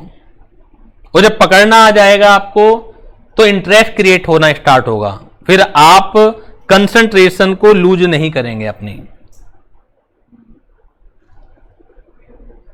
बात सबके समझ में आ गई? विद लॉजिक समझ में आ गई। इसे कहते हैं कि लैंग्वेज में क्या लिखा हुआ है। तो जो आप पूछ रहे थे कि 50% रिजाइडिंग प्लेस, या वो सब कुछ लैंग्वेज का चक्कर होता है। कुछ लैंग्वेज में आप परफेक्टली लिखवा दूंगा आपको, कुछ लिखवाया नहीं जाता है आपको, तो उसमें लेकिन बता तो दिया ही जाएगा आपको, ठीक है, कि यहां पर मतलब ये है, जैसे मैंने बता दिया कि की प्लेस रिजाइडिंग है ना कि वर्किंग प्लेस है। समझ में आ गई बात। थर्ड पॉइंट जो सी पॉइंट था आपका, जो कैलकुलेशन ऑफ एचआरए है वो देखिए बहुत सारी चीजों पर डिपेंड करती है। एक्चुअल एचआरए क्या है, रेंट पेड क्या है, सैलरी क्या है, location of the house taken on rent, ना कि वर्किंग, ठीक है ना। तो होता क्या है, प्रैक्टिकली सोचिएगा आप, जैसे सिंपल क्वेश्चन तो क्या आएगा, एक घर लेके बैठ गया पूरे साल वहीं पर है, वो तो सबसे सिंपल क्वेश्चन। थोड़ा सा मुश्किल क्वेश्चन क्या आएगा, आपकी प्रैक्टिकल लाइफ में क्या ऐसा होता है कि 1 अप्रैल से 31 मार्च तक सैलरी बराबर ही रहती है, ऐसा होता है क्या, बीच में बढ़ती भी है ना, तो कभी कुछ सैलरी कभी कुछ सैलरी, तो आपको कैलकुलेशन को बांटना पड़ेगा। क्या ऐसा होता है कि एक बार आप अप्रैल में यहां ट्रांसफर हो गए तो पूरे 31 मार्च तक ही दम लेंगे वहां छोड़ने के लिए? हो सकता है मिड ऑफ द ईयर में कहीं आपका ट्रांसफर हो गया हो, तो पहले मेरठ में रहते थे, फिर आप दिल्ली जाके रहने लगे, तो मेरठ में जब तक रहते थे मेरठ के नियम लगेंगे, दिल्ली में जब रहते थे तो दिल्ली के नियम लगेंगे, तो कैलकुलेशन क्या होंगी, ब्रेक हो जाएंगी। कॉन्सेप्ट यही रहेगा, लेकिन कैलकुलेशन क्या हो जाएंगी, ब्रेक हो जाएंगी। सबसे सिंपल क्वेश्चन आपके सामने है, सबसे सिंपल क्वेश्चन पहला, mister Giri who resides in Chennai gets 6 lakh per annum as basic salary, he received 1 lakh per annum as house rent allowance, rent paid by him 80,000 per annum, find out the amount of taxable house rent allowance for the assessment year 2021-22 बहुत ही simple सा है। 6 लाख रुपए basic salary पूरे साल की, 1 लाख रुपए चारे पूरे साल का, रेंट पेड है 80,000 रुपए पूरे साल का। इस सैलरी के अलावा, बेसिक सैलरी के अलावा, ना तो क्वेश्चन में डीए दे रखा, ना क्वेश्चन में कमीशन दे रखा, कुछ भी तो नहीं दे रखा। हमें निकालना है सिर्फ और सिर्फ क्या निकालना है, टैक्सेबल एचआरए। लेकिन टैक्सेबल एचआरए कब आएगा, पहले एग्जेम्प्टेड एचआरए तो आ जाए। टैक्सेबल एचआरए कब आएगा, पहले एग्जेम्प्टेड एचआरए आ जाए। समझ में आ रही है बात आपके? एग्जेम्प्टेड एचआरए कैसे आएगा, आप जब सॉल्यूशन करेंगे क्या लिखेंगे, क्या लिखेंगे, हेडिंग जल्दी से बताइए तो, क्या लिखेंगे, कंप्यूटेशन ऑफ टैक्सेबल एचआरए। जो पूछा है भाई वही लिख दो, अपना दिमाग मत लगाइए। पूछा भाई आपसे क्या है, compute taxable HRA for the assessment 21/22, तो यही आ जाएगा, computation of taxable HRA for the assessment, यही आ जाएगा, ठीक है ना। सॉल्यूशन में मैं हेडिंग नहीं बना रहा, हेडिंग आप बना लेंगे, लेकिन उसके लिए टैक्सेबल एचआरए के लिए आपको पहले वर्किंग नोट में क्या लिखाना पड़ेगा, एग्जेम्पशन तो निकालनी पड़ेगी। तो क्या लिखोगे, minimum of the following amount, minimum of the following amount, minimum of the following amount shall be exempt.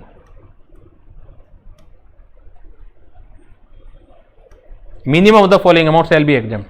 पहला एक्चुअल, पूरा थ्योरी भी लिख के आएंगे आप, यानी कि दैट इज कितना मिल रहा था एचआरए, 1 लाख रुपए मिल रहा था, नहीं मिल रहा था। दूसरा थ्योरी में क्या है, rent paid minus 10% of salary. Rent paid था 80,000 पूरे साल का, सैलरी थी पूरे साल की 6 लाख, उसका 10% 60,000। अगर ये दिया होता कमीशन इतना, डीए इतना, और वो भी जो हमने थ्योरी में लिखा उस कॉन्सेप्ट के अनुसार होता, तो 6 लाख में पहले वो भी जोड़ लेते और जोड़ने के बाद 10% निकालते, यानी कि ये कितना आ गया, 20,000 रुपए। भाई ये रह कहां रहा है, चेन्नई। तो यानी कि 50% ऑफ 6 लाख। आप पहले लिखेंगे 50% ऑफ सैलरी, फिर दैट इज 6 लाख का 50%, यानी कि 3 लाख। अब तो ये बता दीजिए तीनों में कम कौन सा है। तीनों में एक अमाउंट है 1 लाख, एक अमाउंट है 20,000, एक अमाउंट है 3 लाख, ठीक है ना।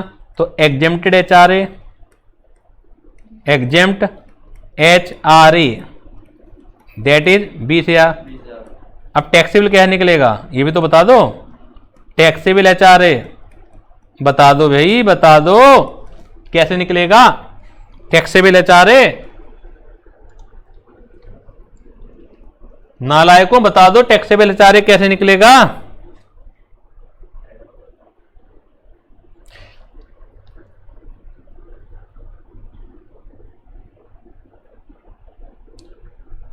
क्या करूं, गुस्सा करूं, प्यार करूं इस नालायकी पर। शर्म आनी चाहिए। गुस्सा करूं, जैसे नर्सरी के बच्चे को पढ़ाना सिखाया जाता है कलम पकड़ के, मेरे बताना पड़ रहा है। अगर मैं आपसे पूछूं कि आपके पास 1 लाख रुपए जिसमें 20,000 रुपए आपके एग्जेम्प्टेड हैं तो टैक्सेबल कितना, इतना आसानी बता पा रहे। और कहने के लिए आप CA इंटरमीडिएट में या एग्जीक्यूटिव में आ गए हैं। शर्म आनी चाहिए कि कैसे आ गए हैं। जिन बच्चों पर ये तक नहीं निकला तो शर्म आनी चाहिए, डूब के मर जाना चाहिए। अगर मैं कहता हूं कि 1 लाख रुपए एक्चुअल है, एग्जेम्पशन 20,000 रुपए आ गई तो टैक्सेबल कितना होगा। इसमें भी क्या मुझे जरूरत थी, मेरी जरूरत थी। तो दिस इज टैक्सेबल HRA, यानी कि इस क्वेश्चन का आंसर जो होगा वो होगा 80,000। जल्दी से कॉपी कर लीजिए, क्वेश्चन तो आपके पास है ही नोट्स के माध्यम से, जल्दी से कॉपी कर लीजिए, जल्दी से कॉपी कर लीजिए। ऊपर हेडिंग आ ही जाएगी।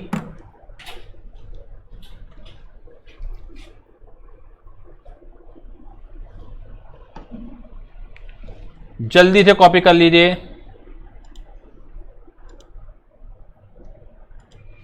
सभी बच्चों ने कॉपी कर लिया है कि नहीं?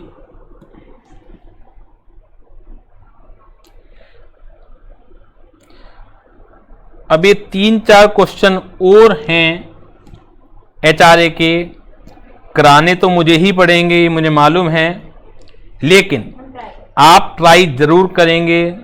और अगर ये आपने ट्राई करके ये कर लिए क्वेश्चन तो ये समझ लीजिए आप ब्रिलियंट कैटेगरी में आते हैं। आइंस्टीन का दिमाग आप लोगों ने पाया है। क्वेश्चन, नेक्स्ट क्वेश्चन है, इसमें क्या हो रहा होगा कि कभी कुछ कभी कुछ, तो आपको वहां तक की जो कैलकुलेशन है ब्रेक करनी पड़ेगी बस। Mister Gurvinder who is posted in Delhi, mister Gurvinder who is posted in Delhi but resides इन नोएडा। देखिए आ गया, वर्किंग प्लेस दिल्ली है लेकिन रहता नोएडा में, तो 40% लगेगा। गेट्स 90,000 पर एनम एज बेसिक पे, ही गेट्स 13,500 पर एनम एज HRA, ये पर एनम है। दो ही paid 18,000 per annum as rent, rent paid कर रहा है 18,000 रुपये। ड्यूरिंग द प्रीवियस ईयर, ये क्या आएगी आपकी date 2021, he receive 7,500 as advance salary of April 2021, ठीक है ना, उसे एडवांस सैलरी मिलेगी 7,500 रुपए। Can he claim the entire amount of HRA be as exempt from tax for the assessment year 21-22, क्या वो पूरा HRA क्लेम कर सकता है एज ए एग्जेम्पशन? तो ये तो पता लगेगा एग्जेम्पशन निकाल के। अगर एग्जेम्पशन आपके HRA कितना मिल रहा है 13,500, अगर 13,500 से ज्यादा एग्जेम्पशन आ गई तो इसका मतलब है सही है, पूरा एग्जेम्प्ट हो गया। अगर एग्जेम्पशन 13,500 से कम आई है तो इसका मतलब है कि पूरा अमाउंट HRA का एग्जेम्प्ट नहीं होने वाला। क्लियर है ये चीज? नेक्स्ट 2 क्वेश्चन भी आप ट्राई करेंगे। वैसे उम्मीद नहीं है आपसे कि आप सही कर पाएंगे इन्हें, इसीलिए मैंने कहा है कि अगर आपने कर लिया तो वास्तव में बहुत ब्रिलियंट माइंड रहेगा। ये मान लीजिए अपने आप को कि आप फर्स्ट शॉट में ही CS एग्जीक्यूटिव और CA इंटर आप क्लियर कर जाएंगे, अगर इतनी जल्दी आप इन चीज़ों को पकड़ने लगे तो। क्लियर है? नोट्स आज आपके मिल जाएंगे जिससे कि आप ये तीनों के तीनों क्वेश्चन कर पाएं। तो आज हम लोग यहीं तक रखते हैं, नेक्स्ट क्लास में मिलते हैं, तब तक के लिए bye bye, thank you very much.